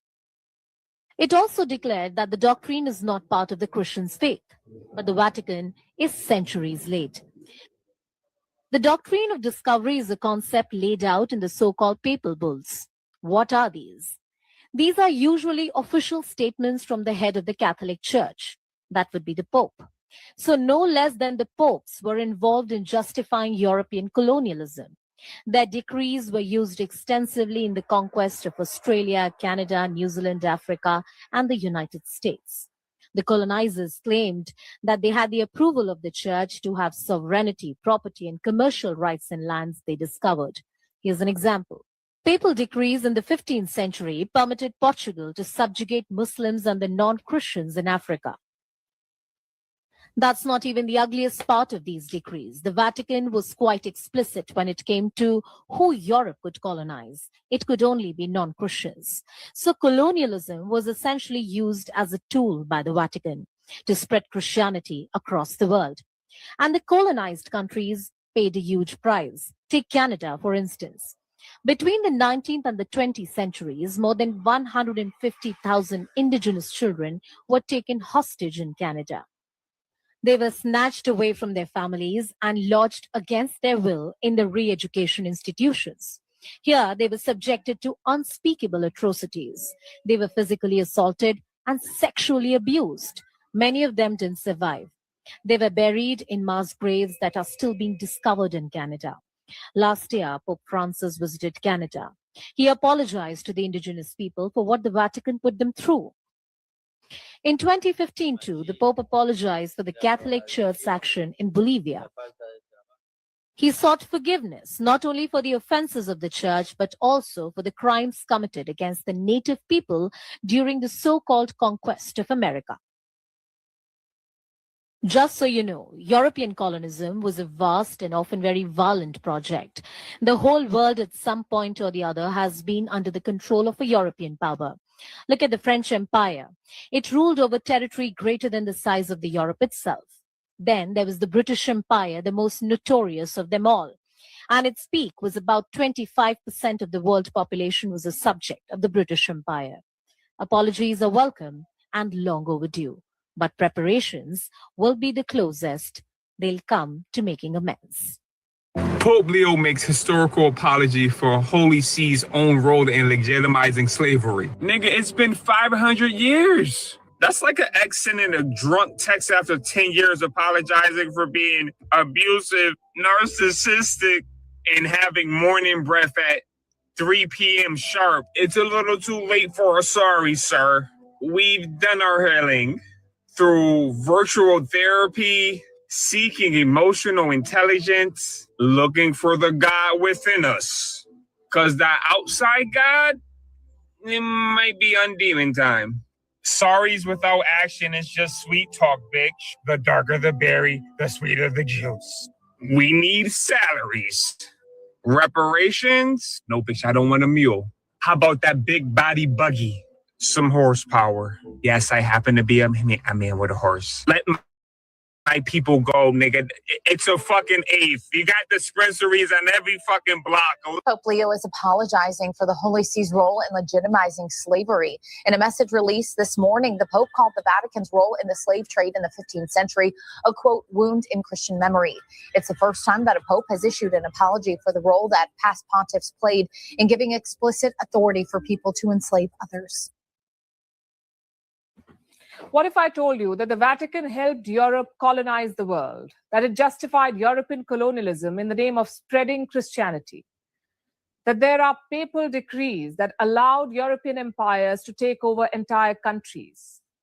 And for what? to allow colonizers to subjugate people, to take away their lands, wage war on their cultures, impose a self-conceived notion of racial superiority over them. And all of this just because the colonizers claimed that they were the ones who discovered new lands. So they had a right to rule over those new lands. Now, the Vatican has come forward and apologized for what it did. It has apologized for helping the colonizers. Here's a report.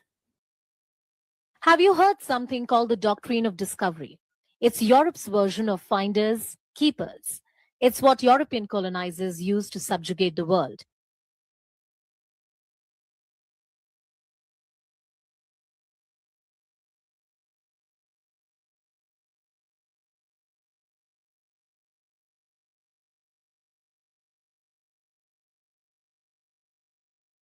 During the so-called conquest of America.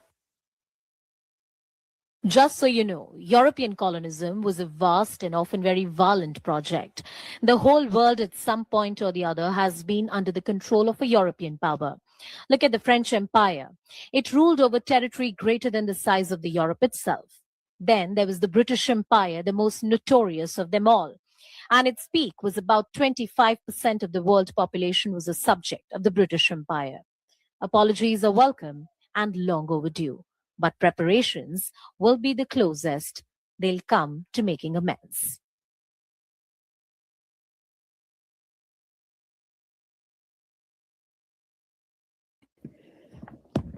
Yeah, well, he can go kick rocks with that apology.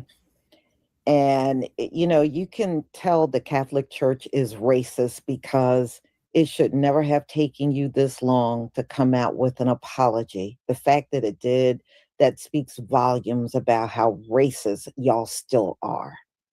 It really does. And y'all, the bottom line is they're fully aware that we're at the end of their kingdom. They know. They know. You know, these things are not cropping up for no reason. They know we're at the end. And they figure if they say a little something and act like they're so sorry about what happened, and, you know, they get away and there is no judgment waiting for them. Well, that's where you're wrong. That judgment is still there. It is still there, especially if you did not do anything other than verbalize some words, then that judgment is still there. How do you think standing somewhere and speaking an apology make up for all the hurt and pain and unaliving and grape and everything that we have been through cannot be wiped away from some verbalized words? It does not work this way. And I'm deeply offended that you think that is good enough. It's not. It's not. The Crawford Experience, thank you so much for the super chat. No apologies, Pope. No check, no vote. I don't think we have to vote for him, but I get what you're saying. Thank you so much for your support for my channel. Dr. Sharon, thank you for the 23-month membership. These people also need to be honest about who we are and whose land they have been living on all these centuries for free. They need to prepare. Yes, they do. And all of you land stillers and the offspring, we gonna need back payment for that rent. We gonna need back payment. With interest. Lots of it. You didn't get to stay here for free. We gonna need back payment. Yeah, with interest and lots All of right. Dr. Lots Sharon again. Let me see. I can't even see the whole thing. Hold on 1 second. Let me just put it up here. I agree, Lisa. He knows. He knows. We know he knows. Yeah. I mean, the Pope knows who we are. He does. He prays to what, a Black Madonna. So he knows the truth. They know the truth. All over Europe, they do pray to a Black Madonna. And it's over here where they want you to pray to that pasty, stringy haired, toga wearing hippie that they call Jesus. That's what they want us to do. But over in Europe, all over Europe, even where Putin is, they pray to a Black Madonna. So they know. They're fully aware. Mm-hmm. Yeah, we're going to have to charge y'all for rent. So we got to go back all these centuries, all the way up until that's going to be trillions of dollars in rent. That's going to be included with that reparations. You're going to have to pay back rent. So, y'all, I'm going to go ahead and conclude. And as you can see, people are not accepting this apology. And the ones that are a bunch of Hamites. They are. And of course, in the people in the Catholic Church, they accept. But see, you can't accept unless you were part of the slave trade. If you were not part of that, then you can't accept any apology whatsoever. So, y'all, I'm going to go ahead and conclude. My next live is a white doctor that's suing findaBlackDoctor.com because he said it's discriminatory for, the website to be Black doctors and nobody else like him can sign up. No economical power at all on nothing. Yeah, we covered that yesterday. Yeah. Yeah. First of all, you need to understand the history and the reason why we need a Black doctor. FindaBlackDoctor.com. Right. All right. See, all you see is dollar signs. It's so typical. You don't want to deal with the reason why it exists in the first place. Right. So we will get into that at 2:45, y'all.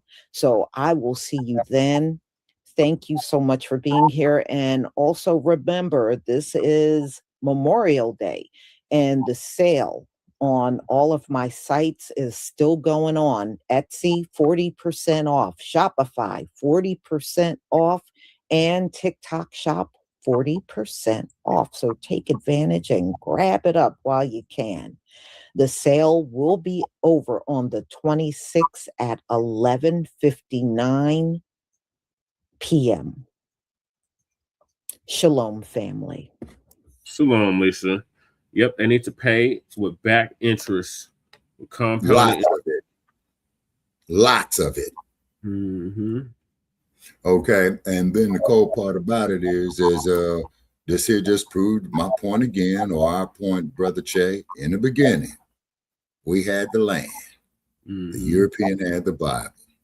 We closed our eyes and bowed our heads to pray.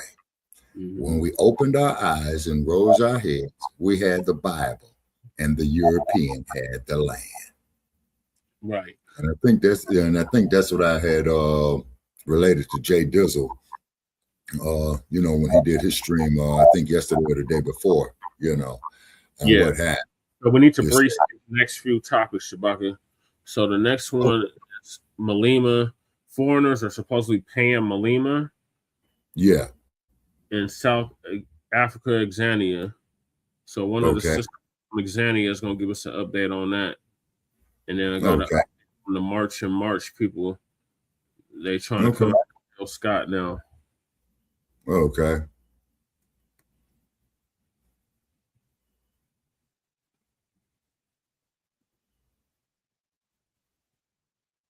There was a time I was here and I was saying that if it was possible, if things just, I don't know, if things just happened and it was possible for me to vote in South Africa, I'd vote for Julius Malema. There's a time I said that here and I got a lot of bile. And I said, I believe that Julius Malema is a reincarnation of Nelson Mandela. You know, Nelson Mandela really fought hard for the rights of Black South Africans during apartheid. And that is part of why he was arrested, because he really was asking for the liberation of Black South Africans. This is the time I say that, and I got a lot of hate because of that. And I will say this, that Julius Malema represents liberation of Black South Africans. He has also been very vocal in fighting for the rights of Africans, fellow Africans, you know, those Africans that have gone to South Africa to work there. And South Africans, they've been feeling that they're taking up their spaces, or they're just breathing the oxygen that they're supposed to be breathing. And Julius Malema has been fighting for the rights of these of these fellow South Africans.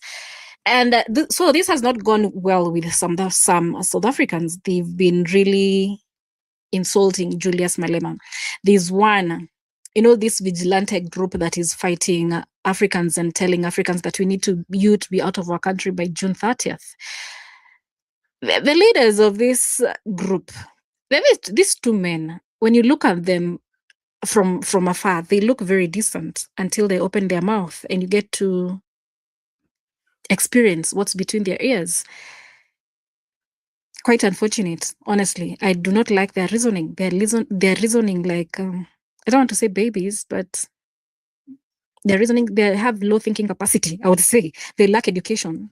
Education is very important to my people. It is very important. They lack education. So one of these leaders of this vigilante group was saying, actually it's both of them. They were saying that Africans are paying Julius Malema millions of rands for him to be fighting for the rights of these Africans. You know, I listened to them and I was like, man, reasoning is not just for everyone. Anyway, listen to this. Your people are planning to take this country, and we cannot allow that. Some people who are staying in fancy houses, they can live with that because they get security and everything. We know what's going on in the sea. We know what your people do in the sea. They hijack ships.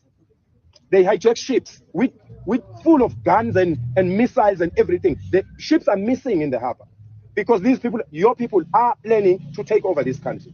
And we are saying as men, we would rather die than to see that. And if a man is prepared to die, he's more dangerous. He's more dangerous.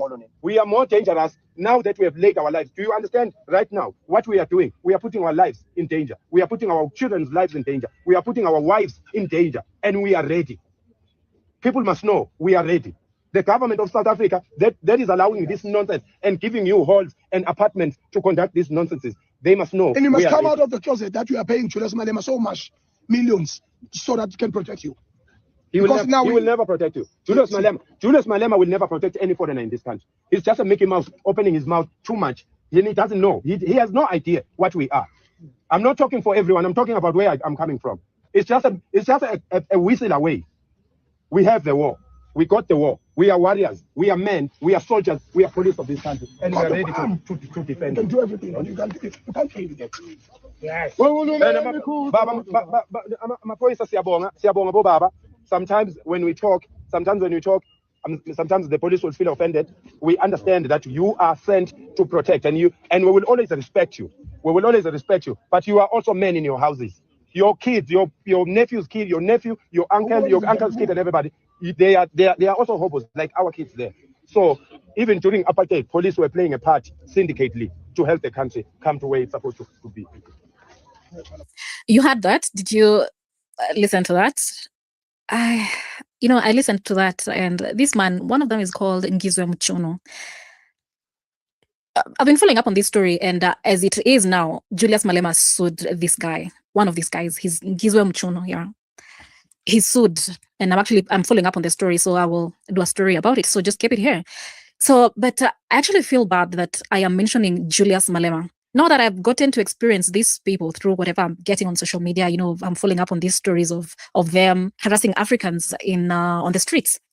Now that I've gotten to know, I have gotten to have an idea of who these people are and knowing who Julius Malema is, I actually feel bad that I'm mentioning Julius Malema and these guys in the same sentence. The difference is like heaven and earth. Julius is heaven.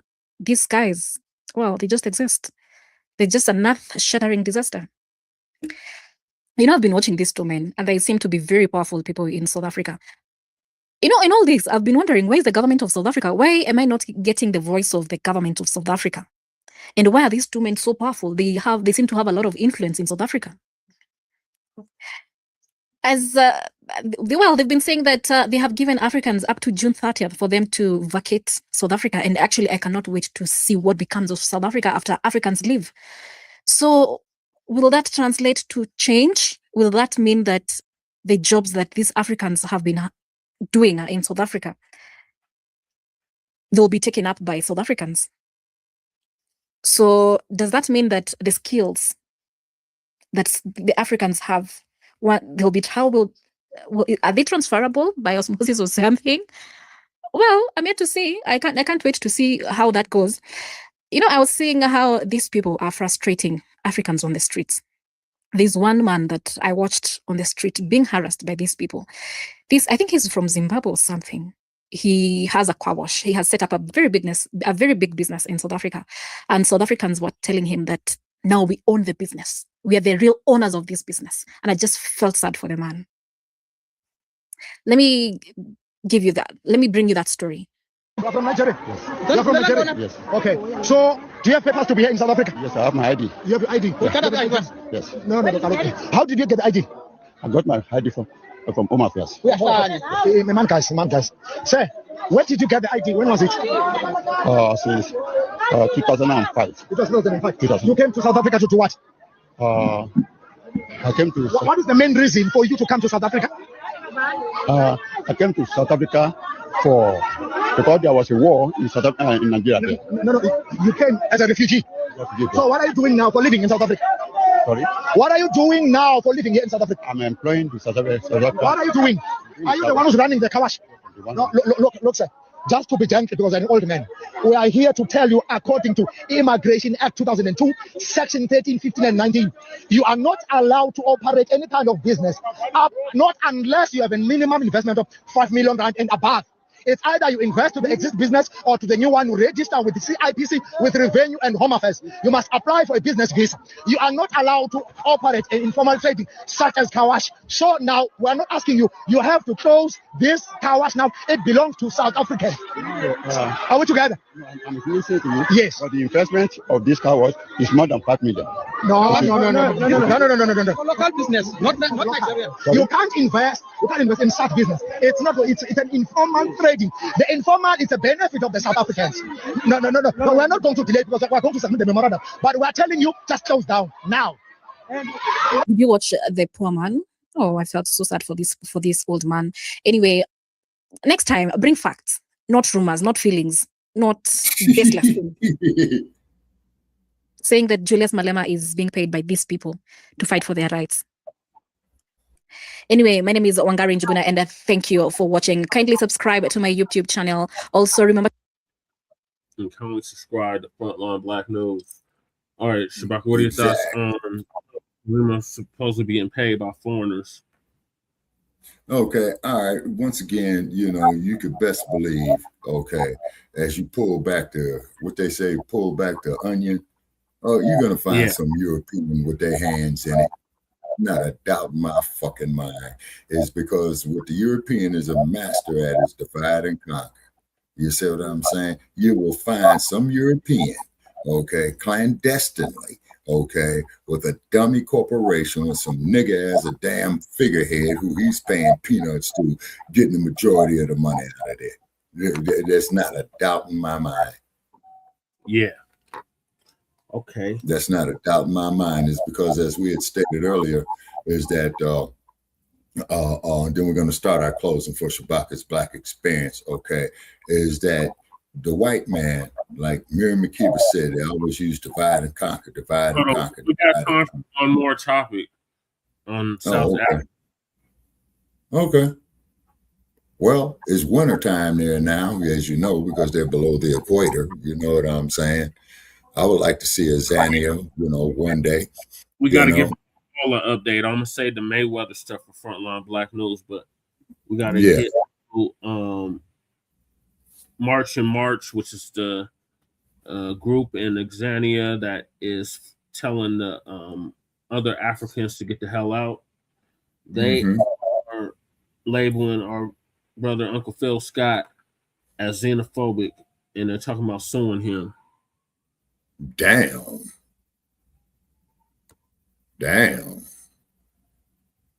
So he might lose that one. The one sister that you love so much from Xenia is going to give us an update on that. No, with her fine ass, where she's I didn't at. want to say anything last week, Yeah, there but she I can't let people disrespect our platform to exonerate a woman who's not only Marima but has is waged the war last on name. the black skin. I'm not one for social media cloud chasing and beefs, but I'd be Rainy doing myself a disservice Elway. if I didn't address this Rainy matter. Last Elway week, I is made her a post first here on name. the African Diaspora News channel about Jacinta If I got the Ngobe's claim phonetics that her right. mother didn't know that she was fraudulently married to a Nigerian man. Jacinta, the leader of this anti-illegal immigrants organization, put out a video and said her mother was fraudulently married to a Nigerian man, and Home Affairs told the family that should she get a divorce, this Nigerian man that no one knows will get half of everything her mother worked hard for. I want to share with your story, like I said, since you guys so desperately want to paint me as a bitter person, and maybe I am bitter, who knows? Because I was 14 years old, living with my mother, when I saw her breaking down, crying tears, because when she went to Home Affairs, she found out that she had been married off to a Nigerian that she didn't even know. So all of us had a problem with our identity because our mother basically was using a different surname, and from the surname, someone that she didn't know. And they were telling her that the only way to get out of this is to get a divorce, and to get a divorce would mean that this person takes half of everything that she has and she owns. This person that she doesn't know, she's never met in her life, who came all the way from Nigeria to steal an identity and pretend that he's married to her. I guess all the time they realized that stealing or faking marriages doesn't work. Now they started buying off South African women to marry them, which is working quite well for them because, oh my gosh, feel like desperation, love of money, etc., etc. Now, her disciples had a problem with my commentary in response to this particular video. This man by the name of Clitoris Dumakude said that my video is defaming the leader of this group. I am destroying the character of Jacinta Ngobe Zuma by calling her and her organization xenophobic, anti-African, anti-black. I never called her anti-black, but if the shoe fits, then hey, check out this clip. Let's analyze it together. Fellow South Africans, I think the time has come where we start fighting back for real, including using our courts. There is a campaign to de-campaign Jacinta Ngobe Zuma, Pagilum Talati, and Gizwe Mtun. In South Africa, when you are being defamed, you can approach the civil court where your name is being dragged through the mud without any evidence. Now, I want to show you a video, and you tell me this is not a lawsuit, because to me, where I'm seated, it's a lawsuit because it is spreading disinformation. It is also destroying the character of Miss Ngobe Zuma. Here we go. So the leader of this anti-African migrant group that is responsible for all the protests around the country against immigrants is telling us why she doesn't like Africans, particularly Nigerians. Now, if you look at the title of the video, defamation of character. If you hear the opening line of Refilwe, defamation of character. Now, this channel belongs to an American man by the name of Phil Scott. He owns a channel called African Diaspora News Channel. He has a correspondence channel here in South Africa. It's led by Refilwe. Can you imagine Americans watching this video and then looking at Jacinta Ngobe Zuma, and they see her as the leader of a xenophobic group? Xenophobic. Where is the evidence that she is a xenophobic group leader? Secondly, the opening sentence of this video itself, it is defamatory. No base, no substantiation, no evidence, no proof, and yet Americans, they will see Ngobe Zuma as this horrible human being because she's leading a group that hates on fellow Black people. She's not telling the people of this particular platform that Ngobe Zuma, she is fighting for the sovereignty of this country. She is fighting for anti-crimes that are committed against South Africans and the children of this country and the future of this country. She is not telling the world that Jacinta Ngobe Zuma is a patriot. And she's not telling the people that Jacinta, she loves her people. Nobody, and I mean nobody, has been harmed by March and March. Nobody has been done anything bad but to march the streets First of all, I don't like your teeth. But I won't go in on your old physical appearance. I don't want to be called out for bullying. Because of your age, I would answer you respectfully. Just like in the Black community, we've been taught to respect our elders, I shall offer you the same grace despite not sounding very, very bright. You done went out to our fellow people to donate their monies to open a civil case against my channel. Litigations are expensive, and half of your people can't even afford to put bread on the table. Shame on you for putting them in this position. If you want to come at me, do it like a man. Don't cut through the corners and ask for donation for litigation. No, don't drag our fellow citizens into that expense.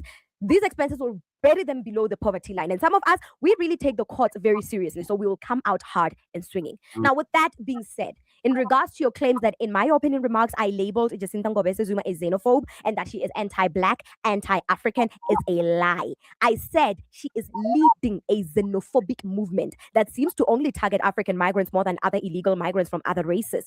I'm yet to see videos circulating online of this organization dehumanizing immigrants from other races the way they have with Africans that look like me.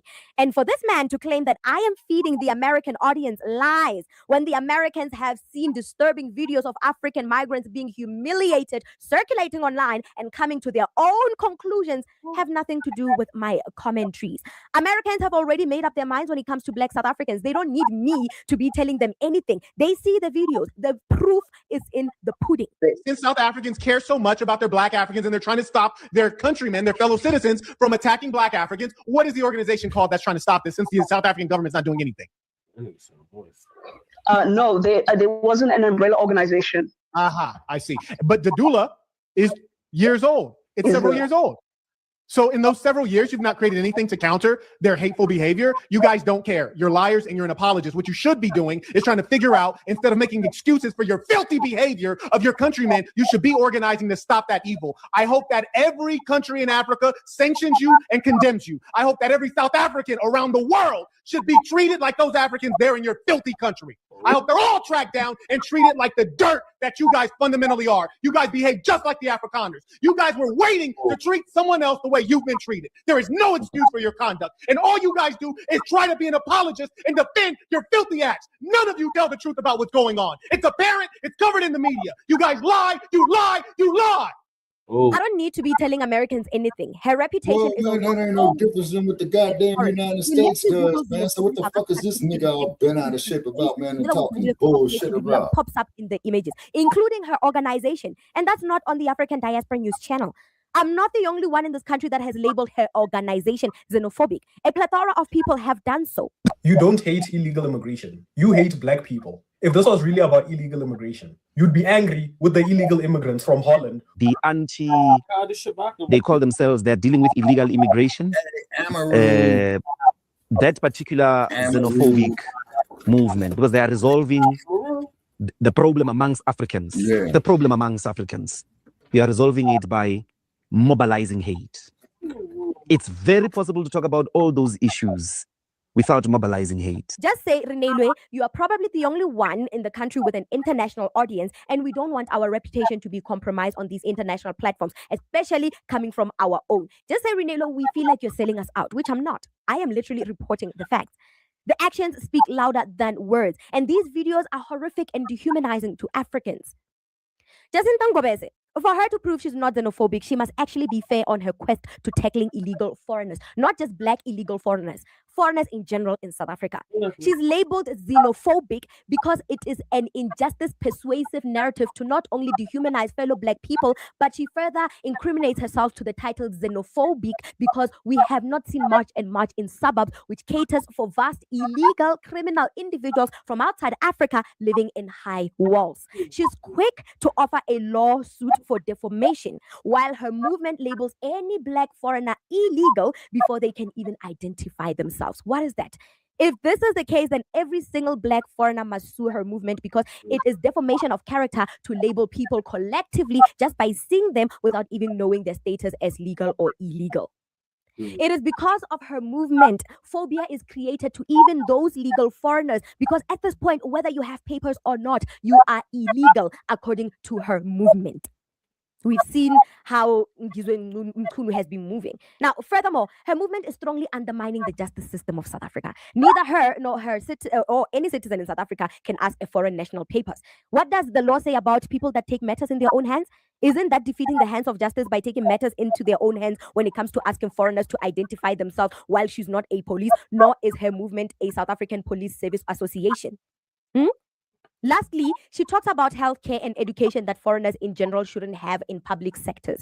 The Constitution of South Africa says anyone within South African borders has the right to access healthcare, regardless of race, ethnicity, tribe, and immigration status. Now, until the Constitution is challenged and changed, we can conclude her movement is further breaking the law of the Constitution. No one is above the Constitution, including the president himself. Instead of focusing on actually building a march and march school, hospitals for strictly South Africans, she is chasing infrastructure which illegal colonials have built. The apartheid regime built these infrastructures and at some point didn't allow Black South Africans to access them. She really wants to talk about immigration. All white people's wealth in this country came from an illegal colonial that forcefully killed Black people. Yep. Did they have IDs, these colonial masters? Apartheid ended in 1994 until today, which Black movement even built a library for South African child to have access to exclusively. It ended in 1994, but I've never seen any organization build a library for a Black child to have access to exclusively, if I should put it correct. I am too emotional that I feel like I'm just jumping my sentences. I'm too emotional. I don't like when people accuse me of things that I did not say. Open your ears. You're too emotional, South Africans. You're too emotional. And that is your problem. That's why people don't want to see your point of view, because you're too emotional. Excuse me. You're too emotional beyond logic. Like, I am a South African and I understand the cause. I understand why Jacinta and her movement are fighting. I understand what they're fighting for. They have explained countless of times. I understand, but it is the dehumanizing violence that makes people to not even want to know your reason behind your movement or your ideology. It is that those violent videos circulating online that makes us feel like, is this person fighting for the ordinary Black South African, genuinely fighting for the ordinary Black South African, or she just wants to make herself famous by circulating these videos online so we can have something to talk about, so we can talk about her each and every single day. Because trust me, does the boar when have we his talk about hand in this? immigration, your face pops up and we will talk about you. Thanks to these videos circulating online. Your friends or your co-founders, Ngizwe Mchunu and Pakelom Tagati, they literally have embarked on a war. No, this is African on African. No. I'm talking about is I would be very, very curious to see what the boar has his that Dutch guy got his hand in this. Is because the reason being because of the wealth that he has, plus of the minerals that are there, Brother Che. See, they want them damn minerals, man. They want them damn minerals. That is the true gold, is those minerals. No, this is tribalism, Shabaka. Okay, now. Okay, hold on, Brother Che. Now, hold on. Just hear me out. Just hear me out. But is it being manipulated? I'm asking a question. I'm not making a statement. Okay. But is it fair to ask the question if that boar has his hand in it? That's all I'm saying. I mean, I wouldn't be surprised, but as it stands right now, it's tribal on tribal, African nationalists versus African nationalists. Being manipulated from outside forces, the colonizers, because if the colonizers, Brother Che, lose that goddamn continent, Europe, the United States, Australia, a lot of Asia, will be third world nations. And then keep in mind, Brother Che, what about the Chinese? Do they got clandestine operations in there? Because what they trying to build, a trans-African highway, man, all the way from the Sahara, man, all the way down there to the, I forgot the name of that desert down there in South Africa. Shit. But all the way down, yeah, thank you. Okay, to the Kalahari. Now let's look at that. See, in other words, Brother Che, what I'm saying is, man, there's a lot of questions that need to be asked about this, about the outside influences. Because on that fucking continent, man, just like how they did us, they sat there, man, they bowed their heads and closed their eyes and prayed. When they rose their heads and opened their eyes, They had the land, and the European had they had the Bible, and the European had the land. Well, they continue. They haven't learned nothing, Shabaka. They continue to walk them Right. out. That's my point. That's my point. Just what you said right there. Motherfuckers haven't learned, still getting hit upside the goddamn head with the nightstick, man, and the motherfucker ain't moving his head. And he's still standing there, man, like we did at the Edmund Pettus Bridge, getting bashed upside the motherfucking head and ain't moving his head. Yep. All right, let me finish this. Yeah. Going back on mute. Okay, Literally, but I'm here at the physically laptop. beating, physically assaulting African migrants before they can even identify their status as legal or illegal. They don't care at this point. And they've stated so many times that all foreigners must go. They don't care whether it's legal or illegal. You guys must just go. That's what Pakalum Takati is saying. So whatever Pakalum Takati is saying, I will directly link it to you because you guys have been seen together on the streets, marching, protesting against African migrants. Targeting actually African migrants. I say targeting African migrants alone because I'm yet to see a Chinese, an Indian, a Pakistani, a Mexican. There you go, Shabaka. A Colombian, a Brazilian that is busy facilitating and building drug labs in our country and giving our children drugs, forcing our children into an addiction to the point where they can't even think for themselves, killing the youth of South Africa. I'm yet to see you go to those people that don't look like black people and fighting them and bringing your protest and your anger and your emotion to their doorstep. I'm yet to see that. Not long ago, there was a drug lab that was discovered in Northwest that was owned by the Mexican cartel, something along those lines. That was a nice opportunity for your movement to go to the Northwest region, the Northwest province, and go and confront those Mexican cartels that have drug labs all over the province. But instead, the day that headline dropped, your organization planned to march in Mpumalanga. I'm like, no, the drugs and the drug owners were discovered in Northwest. Why isn't the march going to Northwest? Why is the march going to Mpumalanga? For what? The drugs are discovered on the East, you're going to the West. You're doing it for fame. At this point, anyone might think, you missed an opportunity to confront people that don't look like us. Maybe these people fund you. I don't know. I'm not saying they do, but the way you are avoiding confrontation with non-black people, one might think that that's where the juice comes from. There you go. So this man lying and mobilizing our poor black South Africans to donate their last monies for a litigation that will be costly. See, she just proved my point. No, and remember, the courts don't deal with emotions; they deal with facts. And there's no way in that video where I label Jacinta xenophobic. I said her movement is xenophobic, and a plethora of people have said that. So I guess Jacinta will just have to sue everybody in this country that has labeled her organization xenophobic. Because if this case really does see the day in light in court, I will bring everybody that has called her organization xenophobic. Then we will have to do this the right way. The courts don't deal with emotions. You guys are too emotional beyond common sense. What do you think about the segment? Comment to us in the comment section below. Don't forget to like and share the broadcast. Subscribe to our YouTube channel. And don't forget to like and share Frontline Black News. Yeah, exactly. You see, so keep in mind, though, Brother Chaz, like Muhammad Ali had said in his book that I read, right? When he was assessing his opponents, right? And I think even Sister Kalia had said that when we had her on there. You assess what he eats, you assess how he thinks, what he used for recreation. You see what I'm saying? Oh, that's what that is, sir. The art of war. You see what I'm saying? The art of war. King Shaka did it. And then also, too, I want to do a future episode on Queen Makaba, his aunt. Okay. Because what had happened is that when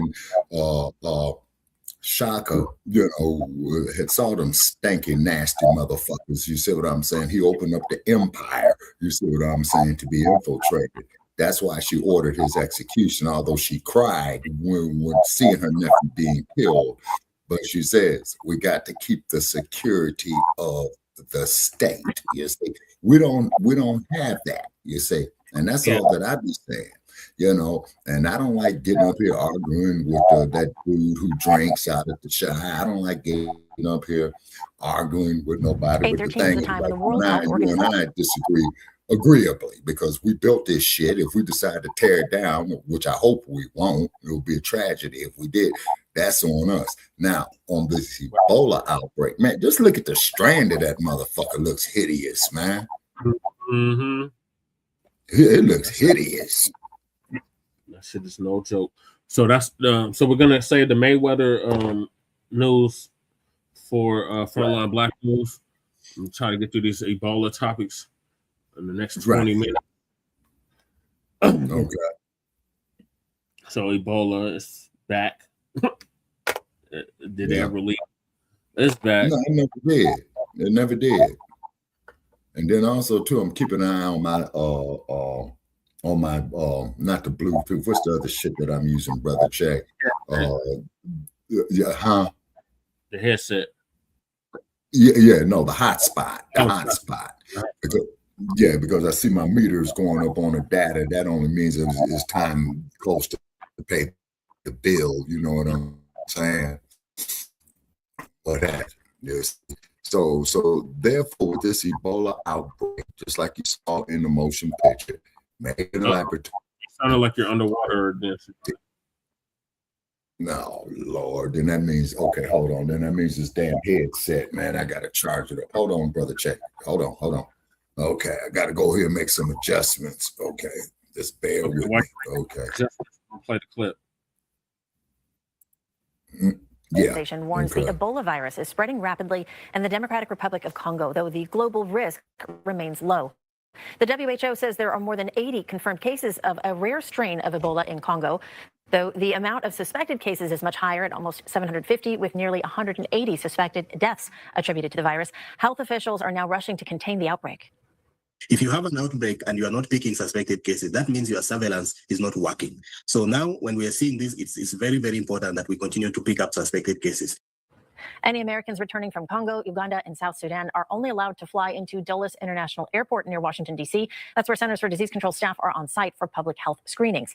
Now, this is not the first time the World Health Organization has declared an Ebola emergency. Our next guest worked with the organization Doctors Without Borders during a different outbreak more than a decade ago in West Africa. We want to welcome Dr. Tyler Evans to the show this morning. Good morning, doctor. Morning. To start, we don't want to unnecessarily alarm people. The WHO says the risk for worldwide spread is low for now, but given that, what should we all be aware of with this outbreak happening on the other side of the globe? Well, just to sort of zoom out, Ebola is very serious. It has one of the highest case fatality rates known. What that means is the denominator of those who get infected, the numerator of those who pass away as a result. So case fatality rate in general with Ebola can be somewhere between 10 to 50%. Right now for the Bundibunja, we're looking at 25 to 50%. So it's very serious. It's a virus. Typically, it's through zoonotic transmission. That means animal to human. Bats are the reservoir. Marburg is a sort of cousin of that. And this is, as you had mentioned, this is the third public health emergency of international concern in terms of Ebola being involved. So that's only 3 times in history. So this is really serious. The first one was 2014 to 2016 in West Africa, which I worked on. The second one was in Democratic Republic of Congo in 2019, which I also worked on. And this is the third one. I wouldn't sort of be too much of an alarmist on this particular situation in the United States.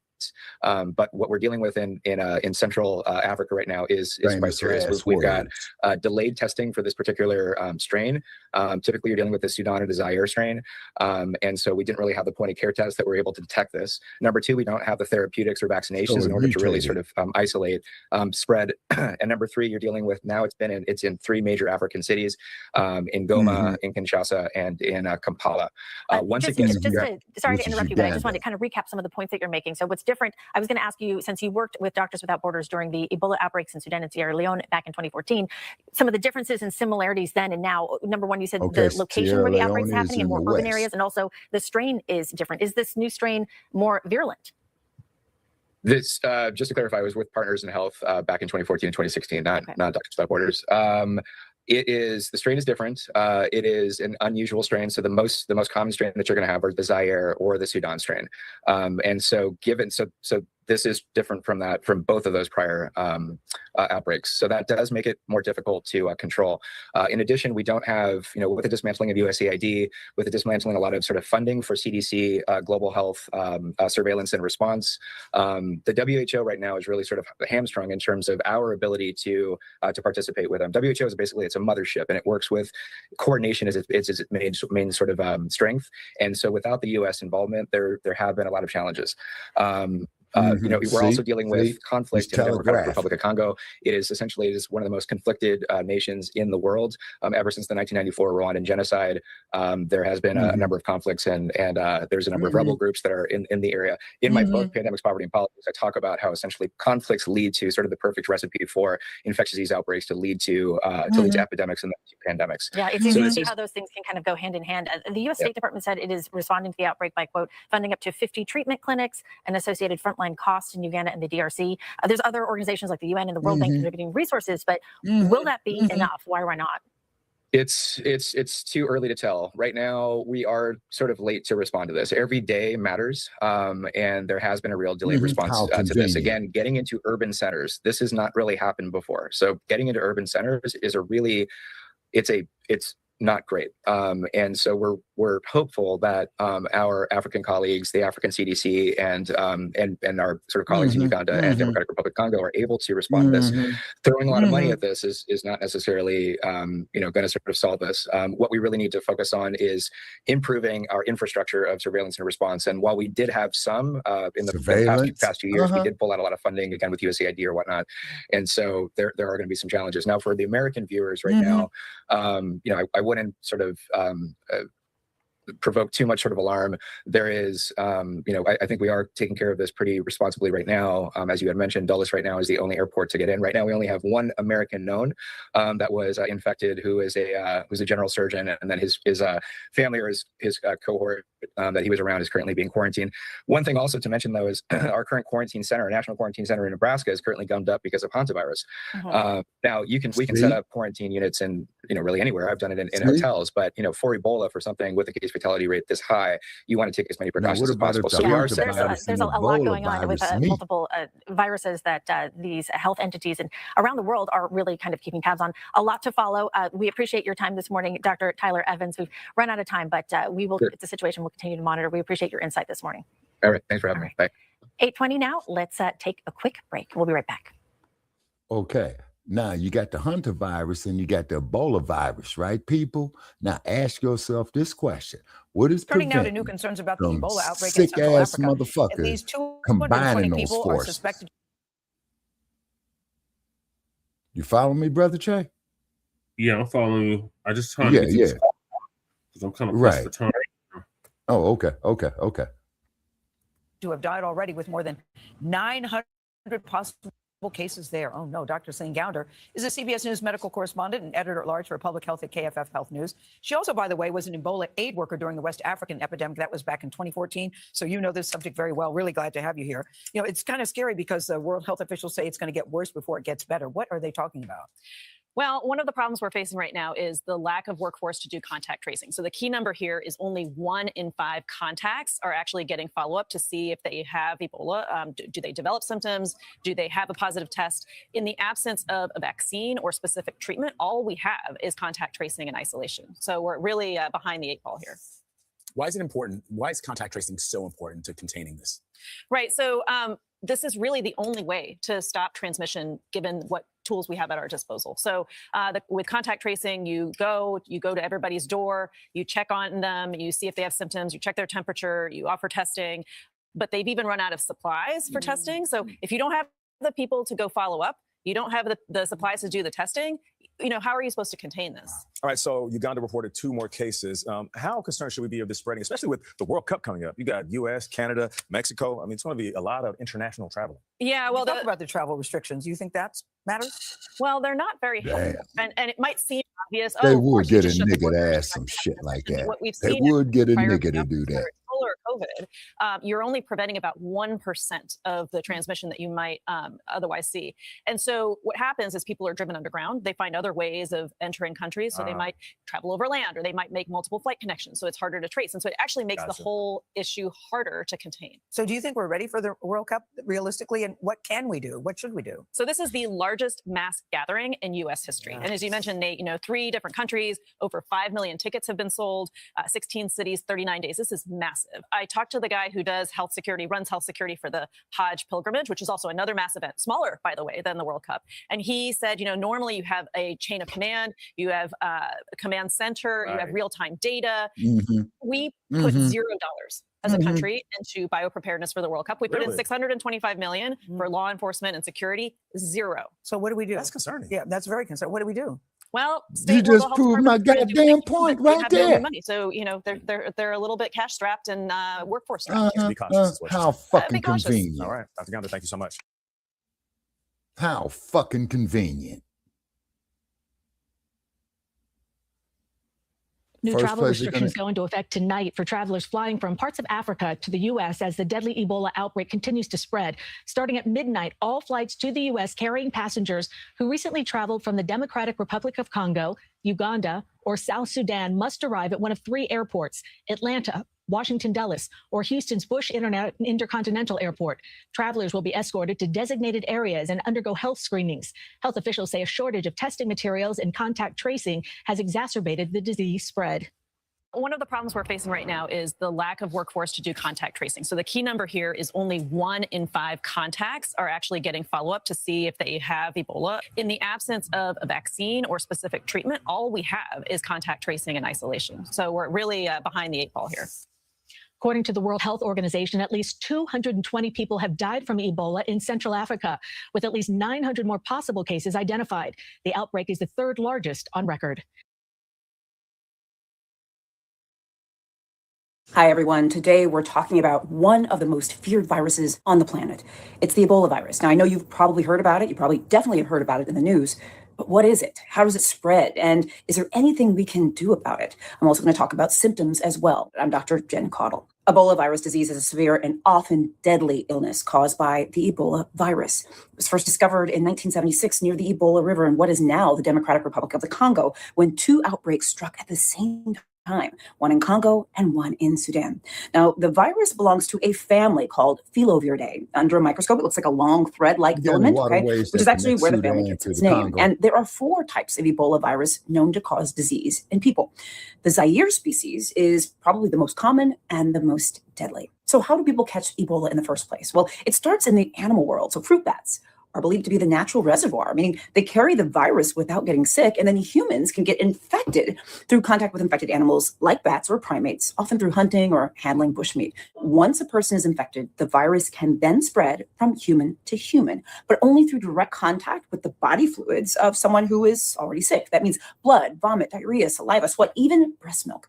It can also spread through contaminated objects like needles or bedding. Now, something important to note is that a person with Ebola is not contagious during the incubation period, only after symptoms appear. And just so that you're reassured, Ebola does not spread through the air like COVID, as an example. You really have to have direct contact with an infected person's bodily fluids. After being exposed, it takes anywhere from 2 to 21 days for symptoms to actually appear, with most people getting sick around 6 to 10 days after infection. And this is where things get tough. It starts with things that we call dry symptoms, things like fever, headache, muscle aches, fatigue. Honestly, how many times have you heard those symptoms happening at the beginning of an illness? And you're right, the same ones are here. Those sound kind of like flu-like symptoms. It's one of the things that can make this diagnosis tricky, especially in the beginning. Then often around day 4 or 5, the wet symptoms kick in. This is nausea, this is vomiting, and severe diarrhea. The fluid loss can be extreme, up to 10 liters per day in some cases. This is one of the big problems with this condition. It can lead to dangerous dehydration. And then in severe cases, people can develop bleeding. We're talking bleeding from the gums, from needle sticks, or even the stool. In fact, we used to call it Ebola hemorrhagic fever, but in truth, the bleeding actually occurs in fewer than half of the patients. But still, that's a lot, and it's potentially very deadly. And also the dehydration, the organ failure, the shock that can occur along with the fluid loss, et cetera. People with fatal cases typically die within 7 to 10 days of symptom onset from multi-organ failure. This is an absolutely devastating disease. Ebola is one of the deadliest infectious diseases known. The average case fatality rate across all outbreaks is around 50 to 60%, but it has ranged from 25% to as high as 90%, depending on the outbreak and the virus strain. Do you remember back in 2014? I remember that time. We actually had the largest outbreak in history. It hit West Africa from 2014 to 2016. Over 28,000 people were infected. More than 11,000 died. It really devastated communities and overwhelmed healthcare systems in Guinea, Sierra Leone, Liberia. So let's talk about treatment and also talk about prevention. And this is where it gets really important to understand that not all Ebola strains are treated the same way. Not all of them are equal, and that we do have different strains. So first, the good news is that there are things doctors can do for any strain of Ebola. Yes, it is still quite quite deadly. But we do things like supportive care. That's the foundation of treatment, regardless of the strain, right? What does that mean? That means giving fluids. That means replacing electrolytes, that's salts and minerals and things like that. That is trying to treat nausea and fever, giving antibiotics and antivirals in case there may be another infection happening at the same time. Not to treat Ebola, because Ebola is a virus, don't forget that. But there may be other things that we are also concerned about. Patients may also get oxygen support, blood pressure medications, dialysis. I mean, the list goes on and on and on. Remember, this can be a very severe disease, so often the treatments for someone who's sick is very, very intense. Now, there are 2 specific drugs that have been developed, but the catch is that they only work against the Zaire strain, which again is the most common strain. Now, this is great that we have these couple of medications for the Zaire strain, but the issue is for the other strains, right? The other strains, these drugs don't work. Scientists are testing new treatments. We are studying this, but right now we don't have any that have been approved. In terms of vaccines, there is a vaccine, but just like the drugs that we just talked about, it only protects against the Zaire strain. Thank goodness we have that, right? But we also want vaccines against other strains as well. Those are also being tested, but listen, we need this right now. Public health measures in this situation and vaccination and when possible is so important, right? So you want to find, from a public health sort of standpoint, we want to find people who are sick quickly. We want to isolate them. We want to do contact tracing. You guys heard about this with COVID. We want to do other protective measures in the community, et cetera. And community trust and education are important as well. There's a lot more to say, but I hope this is a helpful start. If this video was helpful, please subscribe. Please follow me on Facebook. Please subscribe to my channel on YouTube. I'm on Instagram, TikTok, LinkedIn, etc. Please follow my health content. I also have a free weekly health newsletter at drjencottle.com. Please subscribe to that as well. And like and subscribe to Frontline Black News. I got 2 more clips and then I got to end. All right. Okay. So as you pull in the clips, leading us off tonight, the Ebola outbreak in Central Africa. The World Health Organization now says at least 220 people are believed who have died, and the virus has spread from the Democratic Republic of Congo to neighboring Uganda. Officials there confirming at least 7 cases so far. All of this sparking concerns about the Ebola outbreak spreading beyond Africa. In fact, Houston's Bush Airport set to become one of 3 U.S. airports that will screen American citizens arriving from those affected countries in Africa. Harris County officials say they are already monitoring several returning travelers who were screened at Dulles Airport near Washington, D.C. Gatira Winfrey live at Bush Airport with more details on this. Gatira?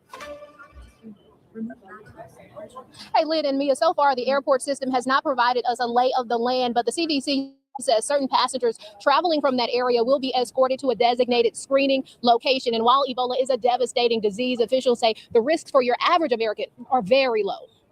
Bush Airport is operating as it would on a typical high traffic day, but behind the scenes, plans to deal with the deadly disease are underway. Been kind of keeping watching it because it's quite, it's very pertinent that you're aware of what's happening in the world. Teresa Akintunde is flying home to London. She's been following developments throughout her travels. The CDC has designated Ebola screen points at Dulles Airport in D.C. and Jackson Hartsfield Airport in Atlanta. Houston is next, with screening set to begin Tuesday night. The health organization declared a public health emergency over in the the current Ebola epidemic. The CDC says passengers returning from the DRC and the region, travelers will be escorted to designated screening areas, complete a questionnaire about the travel history and symptoms, have their temperature checked, and will be observed for signs of illness. Those with no symptoms will be able to continue on their journey. Dr. Peter Hotez says the risks for the average American are extremely low. Good news is that in the early stages of Ebola virus infection, it is not highly transmissible. Those with symptoms will receive further evaluation, transferred to a hospital, and undergo isolation. Other passengers will be notified. We've seen some folks returning to Harris County from those areas after doing some missionary work. Harris County Judge Lena Hidalgo addressing news that at least 7 people are already back in Harris County after visiting Uganda. It's something Dr. Hotez says we're prepared for, thanks to learning hard lessons during the 2014 Ebola outbreak, which saw patients reach Dallas. It caused a lot of social disruption. So there was a lot of worried for instance, worried that if they started to feel sick, that they could have Ebola. Travelers like Akintunde says it's always best to be aware, and she appreciates the proactive measures. I really appreciate it. Doesn't matter, it's better to go through the processes. And health officials say we are likely to see more people visiting from that region in Africa, especially with the Congo soccer team setting up its training field here in the Houston area. But again, health officials say there is a very low risk for your average American. Reporting live at Bush Airport, Gatira Winfrey, KHOU 11 News. We certainly hope that will be the case and stay that way. Gatira Winfrey with the update at Bush. Thank you. Didn't they say the same thing about COVID? On that there, Overseas now to the deadly and rapidly spreading Ebola outbreak in Africa. The number of reported cases now above 900 in the Congo. Health officials face several challenges trying to contain this rare strain of the virus. ABC's Lama Hassan has the latest. Tonight, it is a race against time to try to stop the deadly Ebola virus from spreading. The outbreak in Central Africa rising rapidly. The Democratic Republic of Congo now has more than 900 reported cases, according to local authorities, and 10 countries also considered at high risk for an outbreak. Health officials sounding the alarm. It will be a big mistake to underestimate, especially with this strain. In the middle of those 10 countries, the Democratic Republic of Congo, where there are more than 115 deaths reported to be Ebola-related. In the Congo city of Bunia, where the outbreak originated, health officials say there are several challenges slowing down efforts of trying to contain this rare strain of Ebola.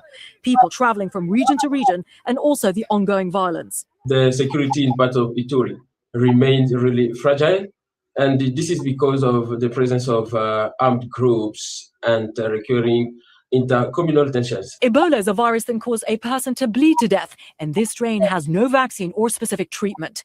Health officials in the DRC have banned gatherings of more than 50 people, but in Bunia, locals attending Sunday Mass like Ronald Safari says he and other churchgoers are taking precautions. Just because this disease exists, he says, doesn't mean they can close the church. And as the U.S. inches closer to the start of the FIFA World Cup, multiple countries now with travel restrictions in place, including the United States. The U.S. saying U.S. citizens who have been to the DRC, Uganda, or South Sudan must now head to airports in Virginia and Atlanta for health screenings. A third airport in Houston added to that list on Tuesday. Foreign visitors and U.S. green card holders who have traveled through or coming from those areas in the last 21 days have been blocked from entering the country. And tonight, an update on one of the American missionaries evacuated from the Congo, Dr. Peter La Rochelle, saying that the challenges are overwhelming, but that he has remained free of infection so far. Lindsay, U.S. officials say they are aggressively trying to contain the largest Ebola outbreak in 10 years and stop it from coming into America. A disaster-resistant response team is now on the ground in the Democratic Republic of Congo and Uganda. All right, y'all, we gotta end the show. Yeah, we got. Okay. Thank you, ladies and gentlemen, for joining us here on Shabaka's Black Experience Enhanced. The air date of this episode here is May 26, 2026. Okay, we're getting ready to go to Frontline Black News. So we've been up here for the 3 hours. Also, too, please Google our past episodes and what have you. Please share them. Also, too, we're going to be having a donation link coming up here to keep this platform up and about. Also, too, Black family, it's up to us to take care of us, okay? It's because this shit that they're telegraphing it right here, Black family, I'm seeing it from a country now. They're going to bring this shit. They're going to in Harlem with it. With the west side of the Shire with it. Up to this point, ladies and gentlemen, that there's my opinion, but I'm going to be monitoring this here closely, and I'm going to be monitoring as we deal with the Black experience, our people first, you see. So keep clean, bathe, keep your sanitation going on, fill up with some citrus acid, you know what I'm saying? Get you some lime juice, you see what I mean? Because this shit, people, was created in a fucking laboratory, okay? Yep. And I'm going to leave it at that because I don't want to get this page struck down, okay? Yeah. So I'm making it plain. To quote one of our ancestors, I'm making it plain, okay? Right. They're going to target our people with it. So when you goddamn Nabiscos come up there and start getting with that shit, the first motherfuckers you all going to come up there too and please help us. We're all the same and all that. Bullshit. Black family, right. Protect yourself at all times is because we are the target of this shit. And I'm making it clear. So with that there being said, that there concludes this episode. Okay, Brother Che with his closing comments. Shout out to Mac, shout out to Twin, shout out to Michael, shout out to Cardenas, and anybody that was kicking and not speaking. Join us in about 30 minutes for Frontline Black News. Peace, love, light, reparations, separations, and delineations, and Black empowerment. Chan Kruma signing out from the Mile High Income and illegal migrant fled the city, and Shabaka signing out from the Sin City. Come on, 7-Eleven. Come on, 7-Eleven. Okay, take care, folks. Okay, I'm out. Okay. Oh, be sure to send me the link.